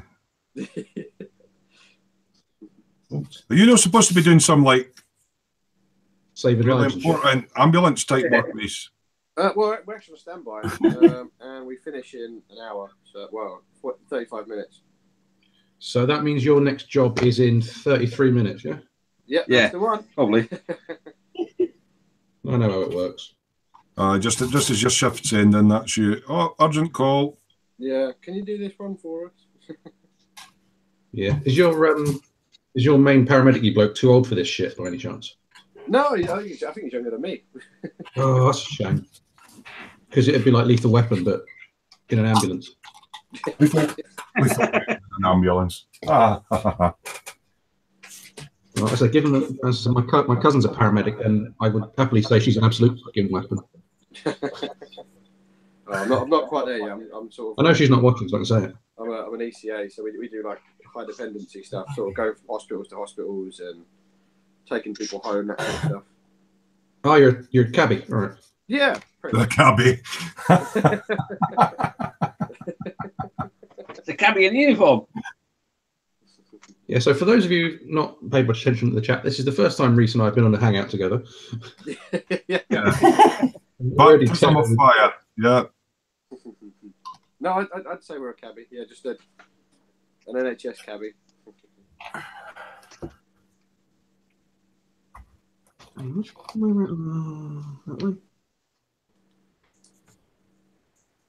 Sometimes I get really confused by instructions that aren't quite clear enough. I just get really confused. It's an age thing for me. It's like Yeah, I find trumpeting. A lot of people have trouble. Sorry, Neil. I think Dragon are all right. Yeah, trumpeter are the ones I have problems with. Oh. I think. Well, you did a lot of Gundam stuff on all those, Dave, didn't you? So if you're building Gundam all the time and then you go into a conventional kit and it's like, Yeah, I mean the Gundams and the Bandai Stormtrooper kits and that the Star Wars kits, they are fantastic instructions. They are really good. And I'll tell you what I'm impressed with as well. Airfix, they're new. Oh, Airfix me quite. Yeah, they're getting really well now because they actually colour code the part red that you actually fit in. All right, okay. Yeah, and it's actually a really nice way of doing it. So well done, Airfix. Quite a lot of kit manufacturers now. It's just sort of CAD drawings that they're giving you, aren't they? Yeah. It's like I've got a Mirror Models kit, and they're a bit confusing. They're the instructions, the pictures are of someone building the kit, which is really weird. Yeah.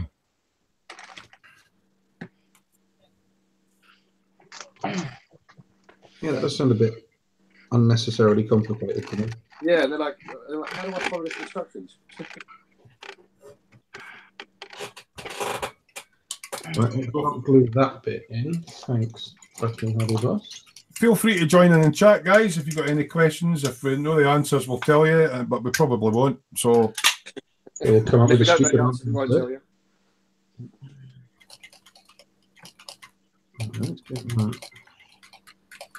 Might be interesting to know how long some of the guys in the chat have actually been model making. Have you done it since you were a young lad? Come back to the hobby, or just like Neil, been doing it since he was knee high a grasshopper? As I say, I've only been back at it a couple of years. I'm probably about 5 years now. Most of it, the first sort of like 3 years of it, was just purely 1-350 ships. Back into that again, and then I like the look of the Star Wars Bandai kits. So I had a bit of a look around. I found Tony Helligan's speeder bikey blokey build that he camoed. I thought, yeah, that's a cool idea. I want to do that. I'm sure I did. Did you build when you were younger then, Dave, or is it just something you've done as you've got a wee bit more free? I did when I was, the usual sort of like 10 to 14-year-old stage. And back in the day, because I'm 52 now, so all we had was like glues like Yoo-hoo. And you put a bob on, and you end up with like a 6-foot string of glue coming off it. And you on about that stuff? The wee. Hold on, I'm trying to get in the camera. The poly cement. Poly cement. Yeah, and the only paints we had were Umbral enamels that took like 8 hours to dry or 12. You know what I mean? It was like I've still got some of those. Yeah. And when you're that age, they're still drying. Yeah, still drying. Yeah. And when you're that age, you really can't be bothered. You haven't got the patience to do it. You know what I mean? So, my kits are a mess, but half of them weren't even painted properly. I quite liked the Humbrol metallics. Some of the metallics came out quite nice, like the reddish metallics and all that. But the other paints were a bit. I've never tried them, to be honest, mate. I just like the metallic ones. I like acrylic paints now. It's just so much different. Sorry, totally different. Do you remember the metal coat range, the Humbrol metal coats? I don't know. Is that? They brought out within the enamel range. They brought out these paints that were basically they were enamels. They'd done a chrome silver, which wasn't bad at all. Gloss aluminium, matte aluminium, titanium, jet exhaust. But they were the first people to actually bring out a range of paints, which were really what you would call metallics. Yeah, I do. They did a copper colour as well, didn't they? Yeah, I quite liked the Humbrol metallics, actually. As you say, the drying time was a bit pants, but... It's when you go and check if they're dry and stick your finger in it and leave a big finger mark. Well, that's what you do when you're like 11, isn't it? You know what I mean? Yeah. But it's a sensible way not to paint a bit of sprue at the same time as you're painting the thing, and you put your finger on the bit of sprue because it should dry at the same time as the bit you've painted. That's using intelligence. When you're 11, you don't think of things like that. You just want to build it and go around your bedroom or stick it on the ceiling, don't you? I used to actually put some of it, like, so I would build a wee Spitfire and I'd fill it with cotton wool, and I don't know why, but my dad had a bottle of purple meth. And I used to put some meths in, and I would leave a wee taper out and light it and shoot out my bedroom window and watch it go woof in a big ball of flame. I never got a chance to do that. My dad would drink the mess before he had a chance to. Oh, through a sweaty soap. Yeah. I don't know if you've got any there, Terry, but by the time I got around to modelling, we had the tiny little Humbrol acrylic pots. So the ones you take the top off and it falls over. No, I wasn't a fan of Humbrol acrylics. It was all the enamel, the oil ones that I used to get. Yeah. Expat Paints, Spain. Why am I saying Pain? Spain. Back after 40 odd years doing plastic kits, but was building RC boats and ships before I moved out here 10 years ago. Nice. So quite a lot of folk doing RC stuff and boats. Thomas, it's live. As soon as you've seen some of their RC stuff. As soon as you put remote control on it, it's just like pound signs go ching, ching, ching. Thank you. Yeah, I've looked at some of that, and I've really thought, I'd love to get something like that, just to play with. I've seen the YouTube videos of like the big trucks with all the lights and the trailers, and it just looks like a miniature version of it, and I'm driving them about. They're cool, but I mean, hundreds of pounds. Well, we go to every year in September.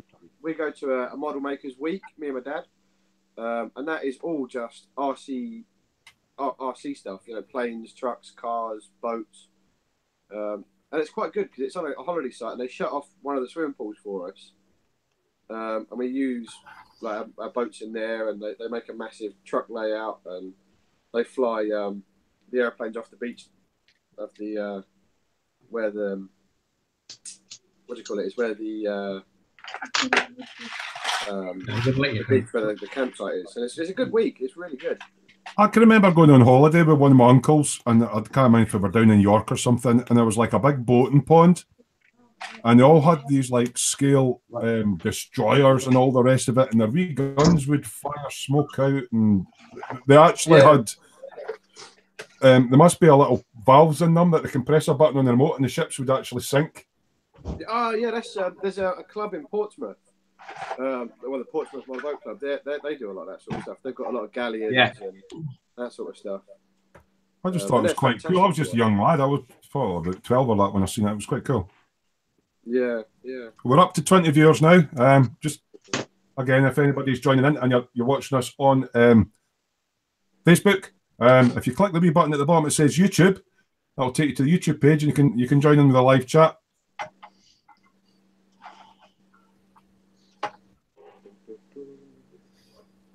I haven't built anything remote controlled. Any of you guys done anything remote controlled? No.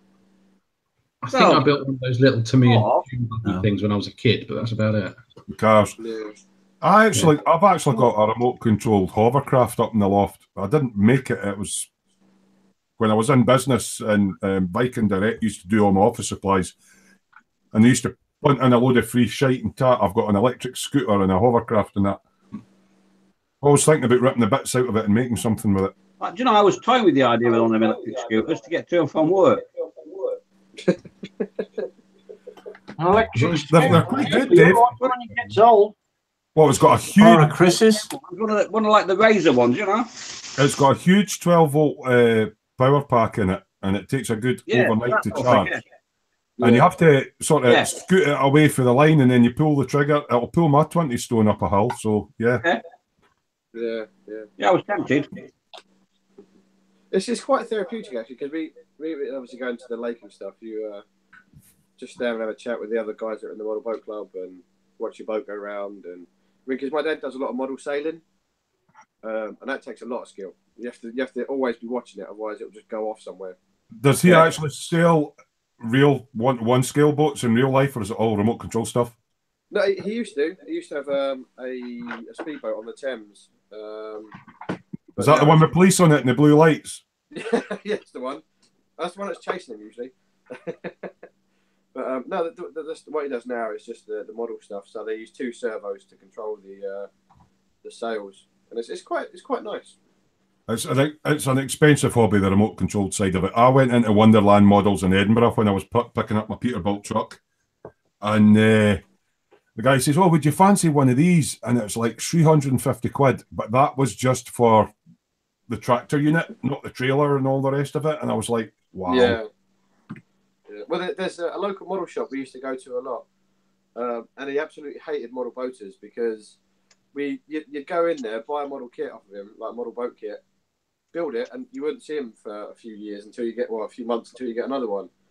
But he absolutely loved model planes because they'd crash every week, so they'd go in there, buy new bits and new engines and that sort of stuff. I would fancy trying one of those RC helicopters, but as you say, you've got hundreds of pounds worth of model, and if your flying skills aren't that good and you crash it, yeah, there's a lot of money gone. Yeah. Well, we had a guy in one of our model boat club. He had a submarine, and it sunk. It went down. Well, it's supposed to. Sam? It's supposed to. It's supposed to. It sunk. It sunk, but didn't come back up again for like 12, 15 months. It just sunk and didn't come back up again. And because it was at the lakes in a country park, some guys were like, "Oh, I went to the ranger. There's something in the lake over there," and it was this bloke's submarine, and it was all weathered and it looked really nice and like it looked proper, like it should do. And we were like, "Oh, you can't paint it now. It looks authentic." Oh dear. They got it out the lake, and all the inside was all still dry, and all the electronics all still worked. Oh, you'd think it would be pretty well waterproofed if it's going to be a submarine. Yeah. You know what? I go dive, and then next minute everyone's all shorting out, and it's like flames shooting everywhere, and 400 quid went up in smoke. Everyone's getting wet. That's what Neil says when he talks to Dave. Sorry, what's that, Paul? That's just what Neil says when he needs to talk to Mr. Barker. What? Oh, he got a dive. Oh, it's fucking wasted again. Yeah. Sorry, mate. That's the problem. I wasn't concentrating. Sorry. You're breaking up a little bit, Paul, as well. That didn't help. The moment's gone. It was a Chris joke. I missed it. I'm sorry, Paul.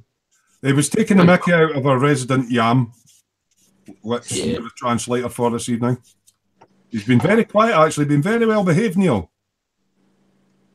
Because he's building shit. And Mike has as well. Mike's been very quiet. Yeah. Neil looks like he's concentrating. Got my tongue out. Mike's concentrating. I think Neil's building as well at the bench. Because we weren't sure how many folk would come in, and the chat's kind of quiet. So it is a modelling sort of based group. This bunch Now then, can you fix it for me? Hey, none of that. Last time I was doing a live stream, I need to fix it because it's bloody steering wheel going one side, the buggering thing. That'll be my monetisation right out the window, but yeah, aye.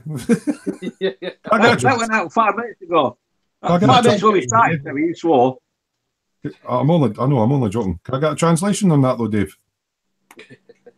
He says he's having trouble with that kit he's building. And what kit is that one? This is the Peter 135th Striker. Oh, I thought it was your M1070. You are? I thought it was the M1070 he was having trouble with. I'm bloody sending that to you. Okay. Oh, David, love that.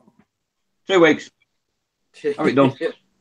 It's probably a question it's asked quite a lot, but we'll ask it to the folk in the chat as well. I mean, I've got quite a few builds on the go because, like, something like we're Finished just it. hanging out and want to glue things together.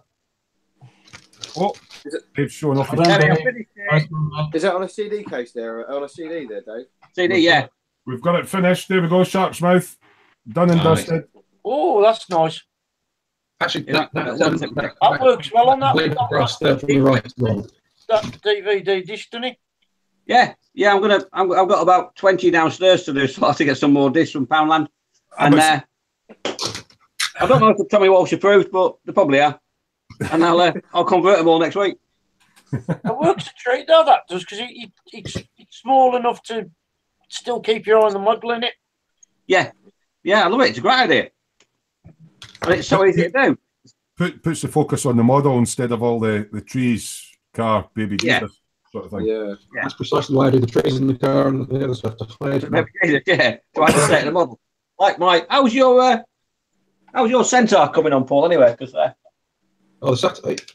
Hang on, where is it? I think here it is. Because that's why I did the trees and to hide the actual model. Right, they're going to have a model off. So we'll show Dave's one. They both built the same thing. It's a centaur, and he's done. I've not done the centaur yet. Right. Well, what's the one you're doing? That's a centaur, Dave, isn't it? Yeah. Paul's got that to do. It's on the box. That's your usual Poundland photo frame type one, and then make your own trees and stuff. Yeah. And Paul is doing and I'll just get a satire at the moment. A satire, a different one. Oh no, yeah, it's all right. Oh, shit, it's on the screen there. Yeah, you were working a bit trying to get the tones right and everything, eh?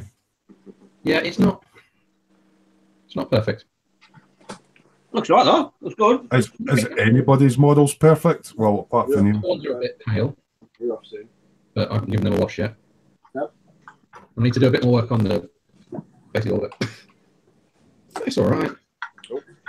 It's for the moment. It's there for the moments when I'm doing it. Not in the middle of something, basically. Yeah, so a question for the guys in chat. I've probably got about 10 models on the go at various stages. I'll go through stages. Some of the other guys do the same, where they just want to build stuff or on hang out like this, and you didn't really want to be sitting with your airbrush out. So I glue a load of stuff together, and then I go through batch painting and stuff like that. So I've probably got about 10 models on the go. What about the rest of you guys in chat and obviously in the hangout? What's models? I've got about 5 on the go at the moment. 5. Yeah. Too bad. 32 scale hunter, 12. Oh, yeah, 5. Yeah.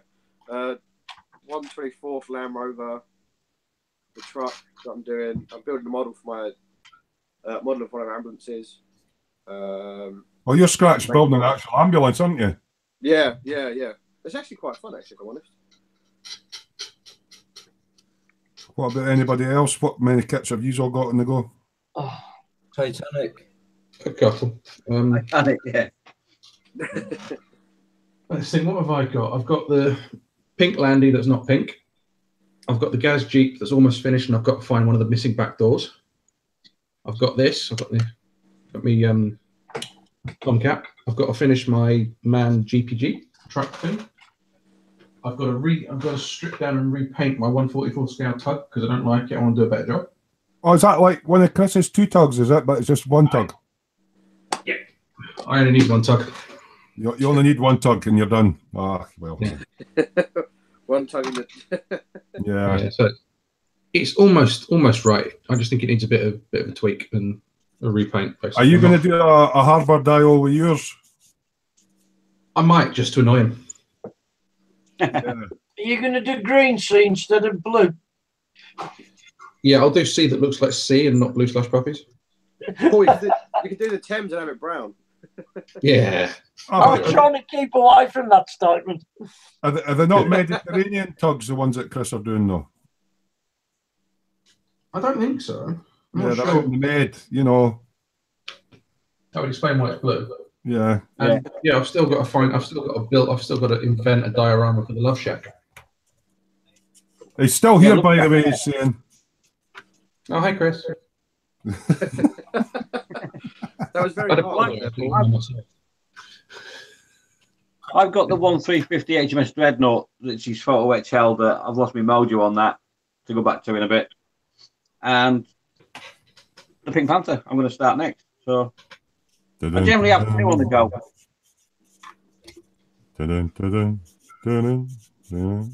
Sorry, Pink Panther. Copyright infringement, monetization gone. No, I don't say anything like the original. There's a certain character. Well, there's actually two characters in here that one night we were sitting having a hangout, and they decided to make up theme tunes for whenever we came into the room. And I don't know. The UK viewers will know of if you're of a certain age, of a certain child's program called Captain Pugwash. So, and I can't get the tune out of my head, and every day it's diddly did diddly did diddly, and it's just like it sticks in your head all day long. That's not because of that night. That's because you look like Captain Bloody Pugwash. Oh, ha ha ha ha ha. Says the guy that fell down every branch on the ugly tree in the way. Oh, I'm sorry, did I just say that out loud? Sorry, mate. Actually, Smoo, I'm Victory. Talking to Captain Pugwash. What happened to the Victory? Where is it? It's shelved for the moment because I always believe if you're trying to do something and it's not going right, put the model to the side and come back to it. Oh, okay. Now, what it is, Dave, there's that much paint on the hull now. It can't get near the water, it'd sink under itself. It's not actually. It's just knowing the right places to put it. But it'll never rot. Yeah. Right, got some questions in the chat. Right, okay. So Chris Henderson saying he's got 3 models on the go, but one is an ongoing battle with the Airfix 124 scale Harrier. One of the worst kits ever invented. Is it? That kit is horrendous. Yeah, I've heard that it's quite hard to get a decent Harrier kit. Well, I was Paul not found that out yet. I thought he was supposed to find out all the really bad kits, and we don't have to. I've not got to the Harriers yet. Give me time. Yeah. Okay. Yeah. Paul buys all the shit kits and makes them so that we don't have to. Has anyone made that 24 scale Typhoon yet? Anybody done the what? The 24 scale Typhoon. 24 scale Typhoon. What, the Airfix one? Ted did. Yeah. Ted's done it. Made a beautiful job of it as well. Yeah. But if you want a Typhoon, the new tooled Airfix 172 Typhoon is an absolutely fantastic little kit to build. It's beautiful. But the cockpit glass isn't the right size. So if you want to do a closed cockpit, it's pants.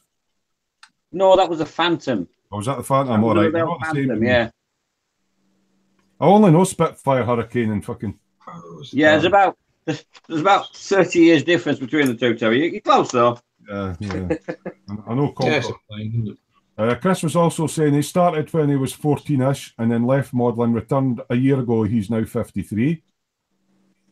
John Paul saying he's got about 14 projects on the go, so many group builds on YouTube. And Chris Henderson is aiming this one at Reese full interior. You've obviously mentioned something, so he's asking if it's a full interior model. Interior. On the ambulance, I think, probably. Oh, well, yeah, are we saying ambulance or are we saying... I don't know, he just said full interior, Reese. Oh, okay. Maybe elaborate on that one, Chris, because he's got a few builds on at the moment, so he does a lot of armour and stuff, as well as boats and...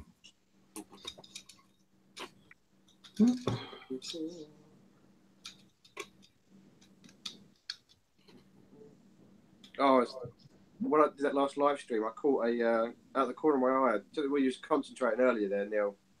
I caught out of the corner of my eye your concentration face, and it's the most ugliest thing you've ever seen. There's the advantage of not being bigger. Oh, your own concentration face. Yeah. That's not to be mixed. That's not to be mixed. Neil's one. So when you're like, that's not be mixed with your cum face. Yeah, that's Neil's normal face. That, yeah. So is that not the same face though? Well, yeah.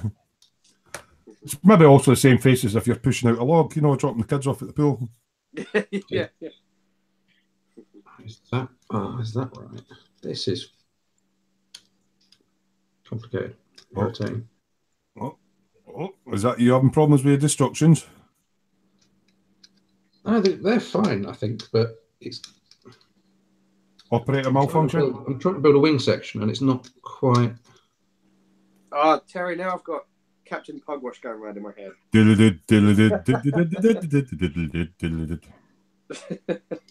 Bonus point for 2. Name all the characters in Captain Pugwash. I only know one, Seaman Staines or something like that. No, it wasn't. That's an urban myth, Terry. Eh? That's an urban myth. It's not. It is. Master Bates was one, wasn't it? Ah, Master Bates, Seaman No. Staines. No, there wasn't.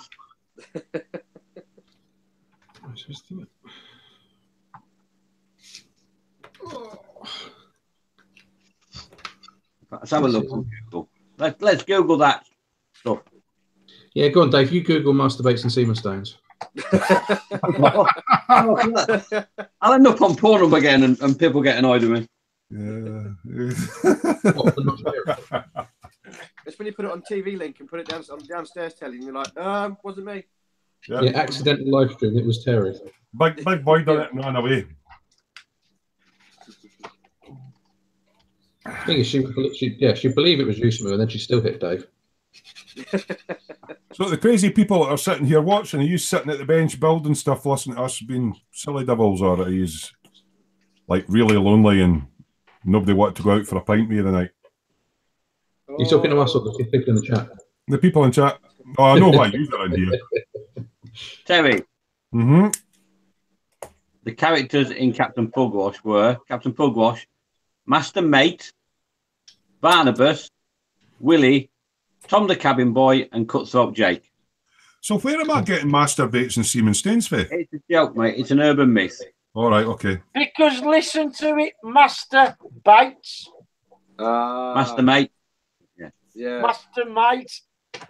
I don't know. I thought it was the actual people in the thing. I didn't know. What the fuck accent was that? Don't know. I'm practicing. We need to get somebody that's got like, about me fighting tracker. He's talking about your ambulance that you're scratch building. You're going to do a full interior on it. Oh, no, I'm not. I'm going to make the lights flash though. You're going to make the lights flash. Ooh. Yeah, I've got some flashing LEDs for the top. So when it flashes, can you make it play the music from Flash Gordon, please? Or an ice cream van. Exactly. So are you going to get a sound card and record you going Meema, Meema? Or are you going to record your ambulance? Well, so the one that I'm building at the moment is for one of my supervisors. So it's for his little lad. So it's just a little like sort of, it's a model but a toy sort of model. That sort of thing.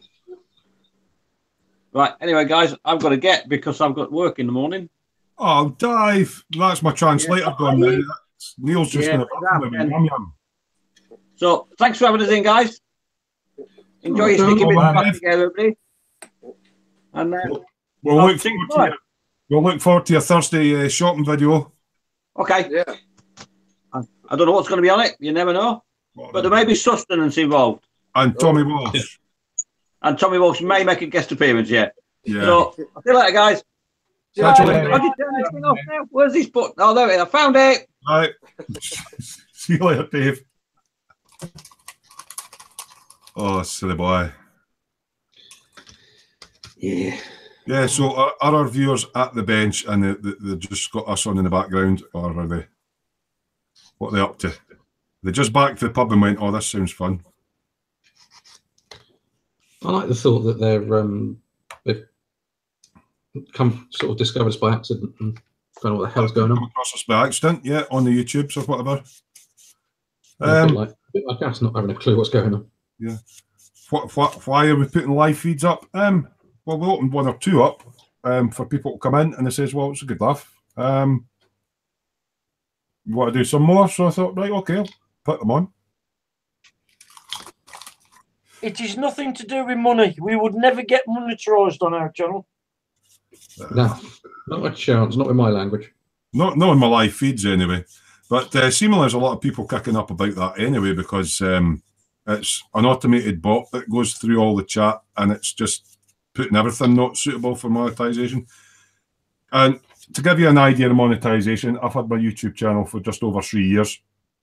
And before you can get anything back out of it, you've got to get over £60. I think I'm on about $12. So, yeah, I'm not making money out of it. So I'm not losing any sleep about a live feed not being monetized. Fuck. There you go. Bastard. Trust you. Oh, hell yeah. But I mean, it's You knew it was going to come by the end of the night, didn't you? not suitable for most advertisers. Well, yeah, if you're trying to sell babies' Pampers, it might not be good to you. But if you want to sell vodka or, you know, advertise a film with a lot of blood and gore and violence in it, and people are not going to be worried about people who swear. I think everybody does it. I mean, all the local lap dancing bar. Scottish people tend to punctuate their sentences with swear words. So, I mean, it's...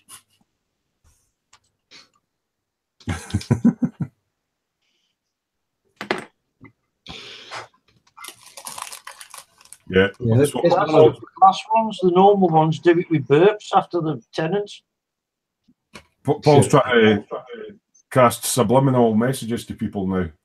Yeah, this is how surely this is how you get around the profanity and monetization issue. Yeah, well, you would just have to hold it up in front of your face when you were saying it. Yeah, easy. Hello, everyone. Oh no, doesn't work. X-Pac for Spain saying to Reese, don't work too hard. That's a bit harsh. Judging by him sitting in the ambulance most of the night, yeah, he's had a busy shift.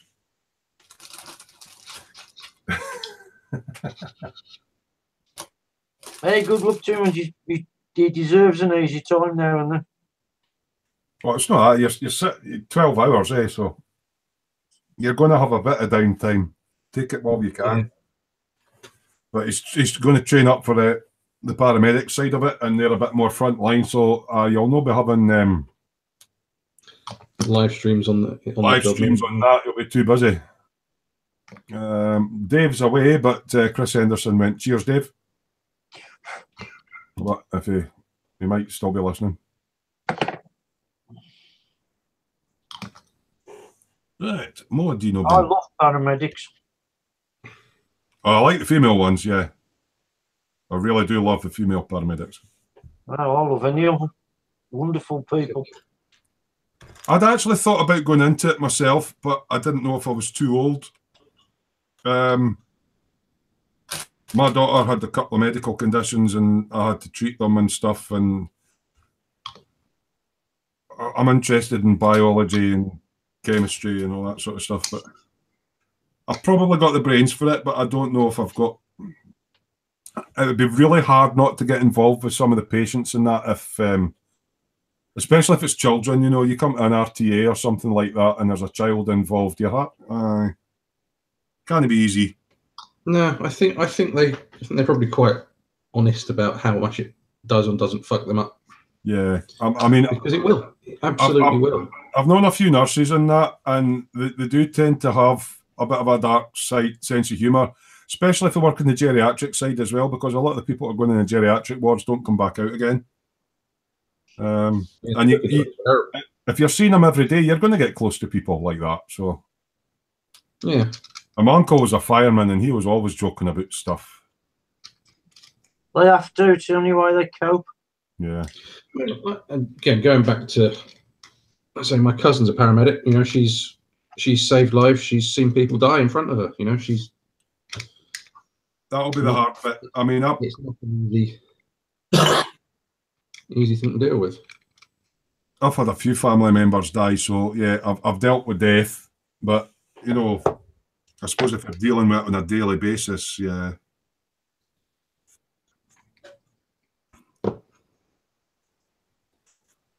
Well, I was talking to her a couple of nights back because she was having trouble getting a wireless printer to connect to the wireless. So she phoned the technical department. Paul went, yeah, I don't know. Yeah, I don't fucking know. Google it. As we're trying to work through it and fix it, I said, look, you can perform an emergency tracheotomy. Why can't you sort out a fucking wireless printer, you slacker? Oh, that's shocking. Yeah, I'm good like that. You has a way with the verdige. Yes, I've I spent the better part of 30 years being irritated by her, so I make the most of being a little bit proud of her now and teasing her even more.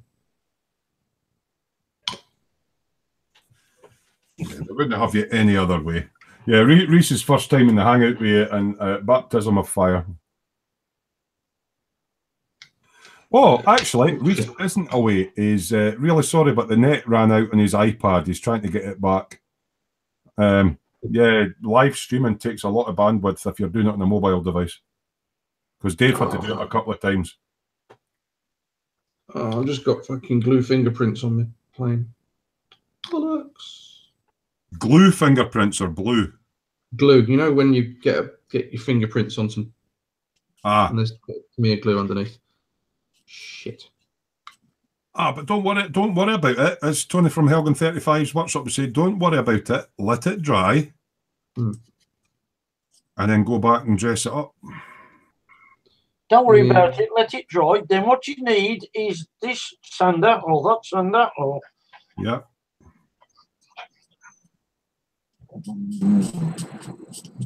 Yeah, problem is, part of it is over some of the raised detail. Raised details? Oh, is it no recessed detail on that? Is it? No, it's not raised. It's next to some raised detail. That's right. Yeah. When you've got to do rescribing and yeah, that's not so fun. No.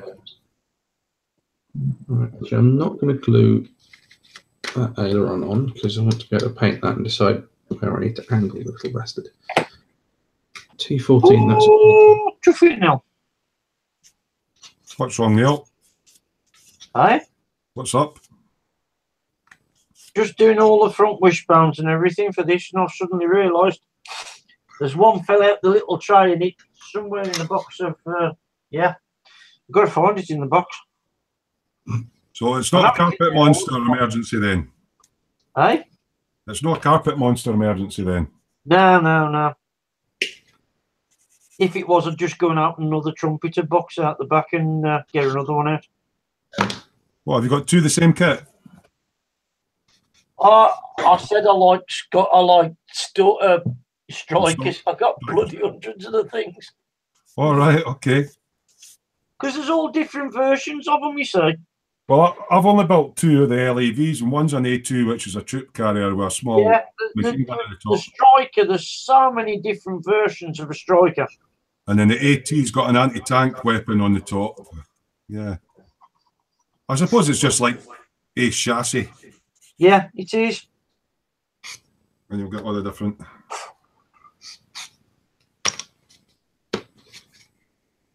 I'm sanding off this A5 off this part because I don't know, is it actually seen? And you're not going to see it anyway at the time putting mud and everything on. So yeah, what have I done so far? 6 parts of wheels in one arm. Yeah, I'm really productive. Good thing is this kit gives you polycaps, which Tammy are good for as well. So when you're doing stuff like wheels and that, you can put them on and take them off and paint them. And yeah, so you're supposed to put that in there and then that. Actually, that doesn't look like the right bit. Oh, it does. Right. Aircraft question for our resident aircraft expert. What? When you've got a plane that's parked, fully landed and in maintenance, are the flaps and the ailerons going to be open or closed? Given that this is a swing wing plane as well, I'd quite like at least one of the... I'm thinking of having the wings open. They wouldn't be open. That's not ailerons either. That's the front slats. The ailerons, yeah, the ailerons. The slats would be dropped. Because the weight of them would sit on the hydraulics, and over time they would push the hydraulic pressure back. So if it's been sitting on ground for any length of time, the hydraulic fluid would push back. Okay, so I need to do them closed. I need to do them completely closed then. Yeah. Easy. But if it was a wee light thing like an aileron, it might stay up. But if it's a big main flap, then they're quite weighty, aren't they, really? A big piece of metal sitting on a small hydraulic ram. Everything's down on a F14. Is that the default switch off mode? It just rests and takes the pressure off all the lines and everything. Whenever they're down for maintenance, they drain the fluid pressure. Right. And that just saves all the hydraulic pipelines sitting at pressure. I Yeah, suppose. it saves all the seals and everything. Expat pain is why do I keep saying pain? I keep missing the S. It's my dyslexia. Anyone built the Meng Cougar 6x6? No, not yet. I would like to. It looks a nice kit, that does. It's under my desk, but it's not built. Oh, you've got one? Aye. What does it look like? I don't know what it looks like, Paul. It's a 6x6 APC. MRAP. It's a Cougar. He's got to be careful. It'll take his hand off if he tries touching it. Rules. Just move all that shit out of the way for a minute. Put that on my knife so it doesn't roll off and stab me in the testicles. Reese is saying, really sorry, guys. I don't seem to be able to get it back. Time to stand down now and go home. Thank you so much for having me this evening. No problem, Reese. Night, Reese. Miss you. Catch you in another. Good night, Reese. So, Hey, Reese. there we go, Smoo. 1 MRAP. Oh, that looks nice. It's chunky. Yeah. I like chunky, big. Right. Okay. Yeah, it's on that sort of armor thing where it feels to me like it's not just like standard boring. There's a bit of ability. Is that the one that's got the V-shaped bottom to deflect? No, I've got a V-shaped bottom. Oh. Hang on, I'll have a look. IEDs. Well, it's got the weird radio detonator thingy. So it's not that V-shaped. There's a bit of a V-shaped it though. Yeah. Yeah, it's curved. And yeah, the main upper chassis is that big. It's a nice chunky kit. That I like that.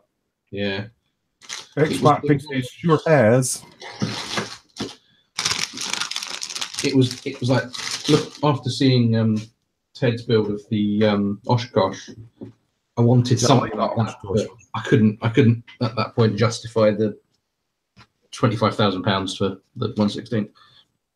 What sort of money's in that kit? That 6x6. That one, I actually got on one of those supplier offer things, and it was about 35 quid. That's all right for a model like that. But they're not desperately expensive. No, I mean £30 for a decent model kit's fine.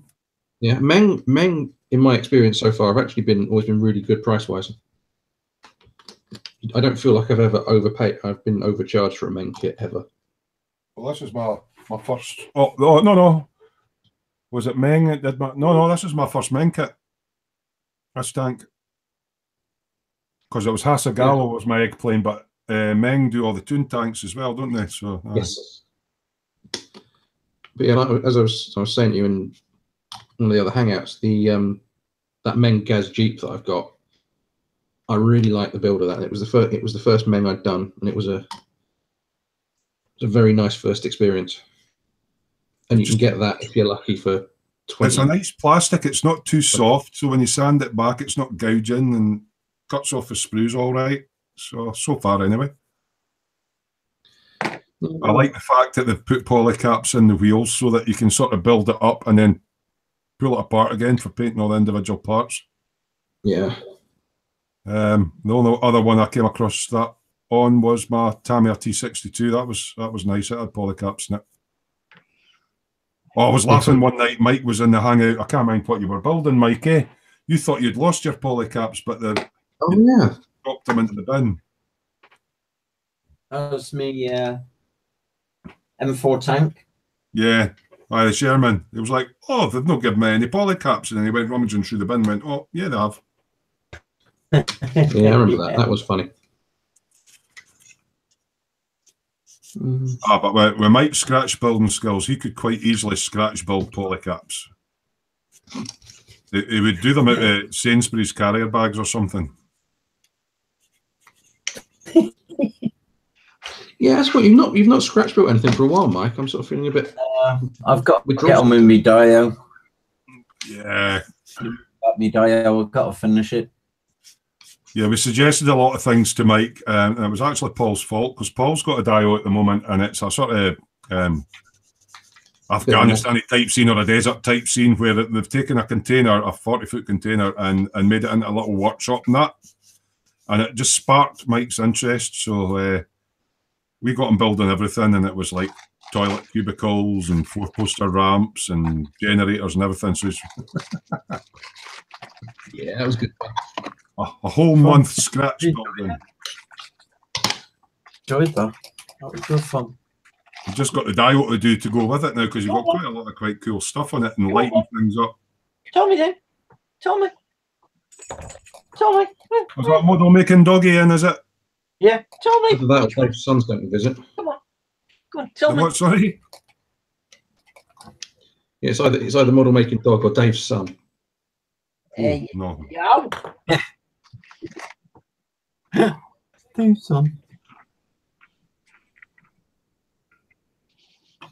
God, Does your dog have an accent, Neil? Oh, sorry. Does your dog have a yam yam accent as well? Instead of barking, it goes like "Row, row." I just do that actually. He said with a mouthful of pasty.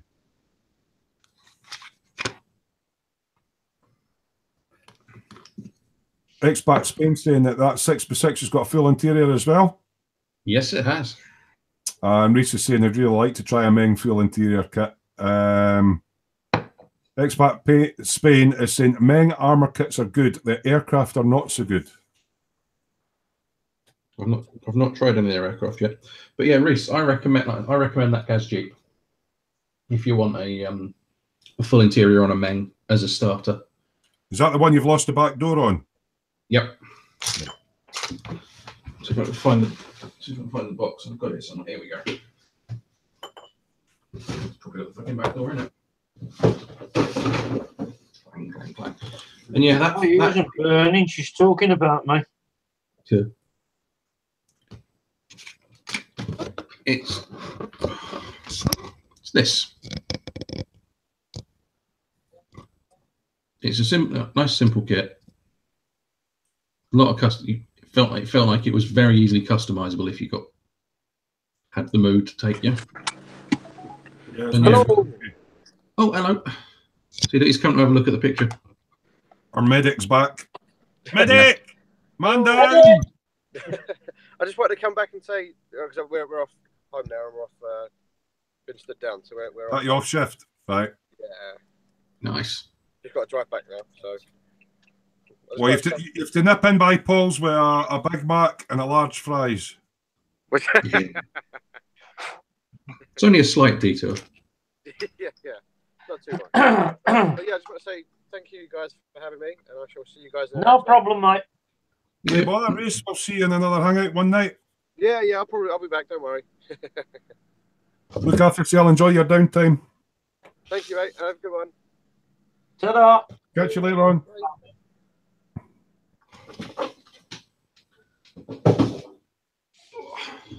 Yeah, so Expat Spain saying Meng armor kits are good, aircraft are not so good. Have you tried many of the aircraft kits in Expat? I don't really build aircraft, so I wouldn't know. Well, they make a supposedly glueless P-51 Mustang, but it's not glueless. Ah, right, okay. I suppose it would be if you use bits of chewing gum on it to hold bits on. So they're making it like a snap kit? Yeah, except it didn't work sort of the way it should have. Right. In that it didn't snap and it fell apart. Was that just that one kit, or did they try a range that were snapped? No, just the one kit. Right, okay. Model making pussies in the room. We've got a model making dog and a pussy now. Okay. Aye. I won't make any comments on that whatsoever. Yeah. American English Scale Motors says Yam Yam, just 100% Boston. Yeah, Boston. Nice. That's funny. Everybody's calling me Yam Yam instead of Neil. What's his name? What's his name? Oh, Neil. I can live with that. Shit, I didn't realise his That. name was I'm Neil. not telling you some of the nicknames I've had in the past. We'll work about in time. Don't you worry. And I'm definitely not telling you the one the Germans give me. Oh, well, now that you've mentioned that, you've just got to tell us what that one was. Yeah, that might need. I'm guessing. Okay. I'm guessing that might need to wait for another Dickweed. They call you what? Dickweed. Dickweed. Yeah. That's nice song. Not very nice, is it? Really? Yeah. You sure it wasn't a Dick Wad? No. No, it was Dickweed. Those bastards they were.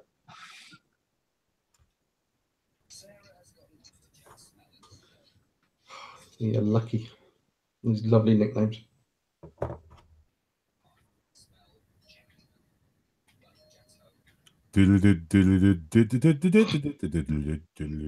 I ended up with a girlfriend that was into fetish clubs. That's where the nickname come from.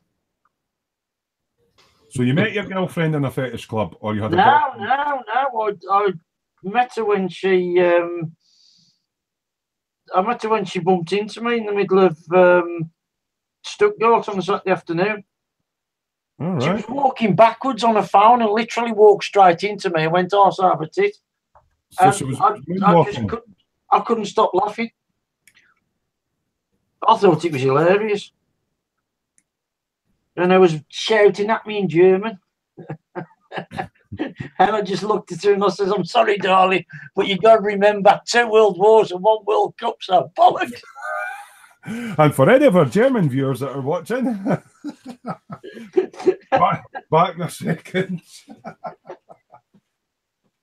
Actually, the Germans over there, they're good as gold. They took it in good humour.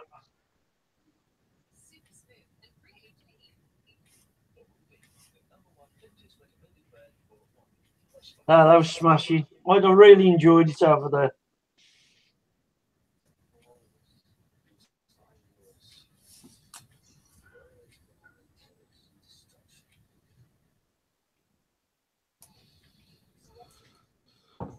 And I started seeing, and then I found out she was into fetish clubs and things like that, and things got ever so interesting then. So isn't that just a normal club in Germany? Yeah, it is. It is. Not that I'm suggesting for a minute that our German friends are slightly peculiar. Oh, that kinky, all right.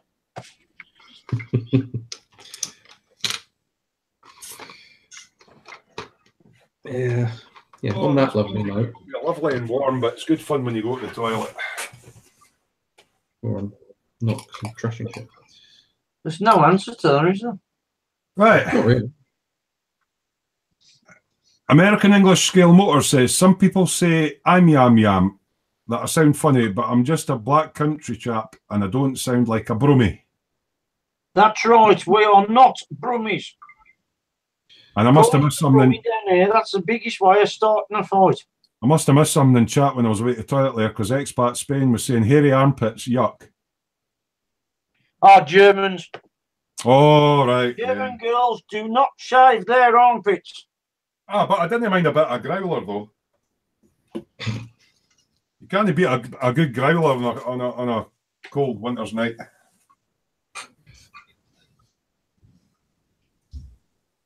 Your sympathy never ends, does this, man?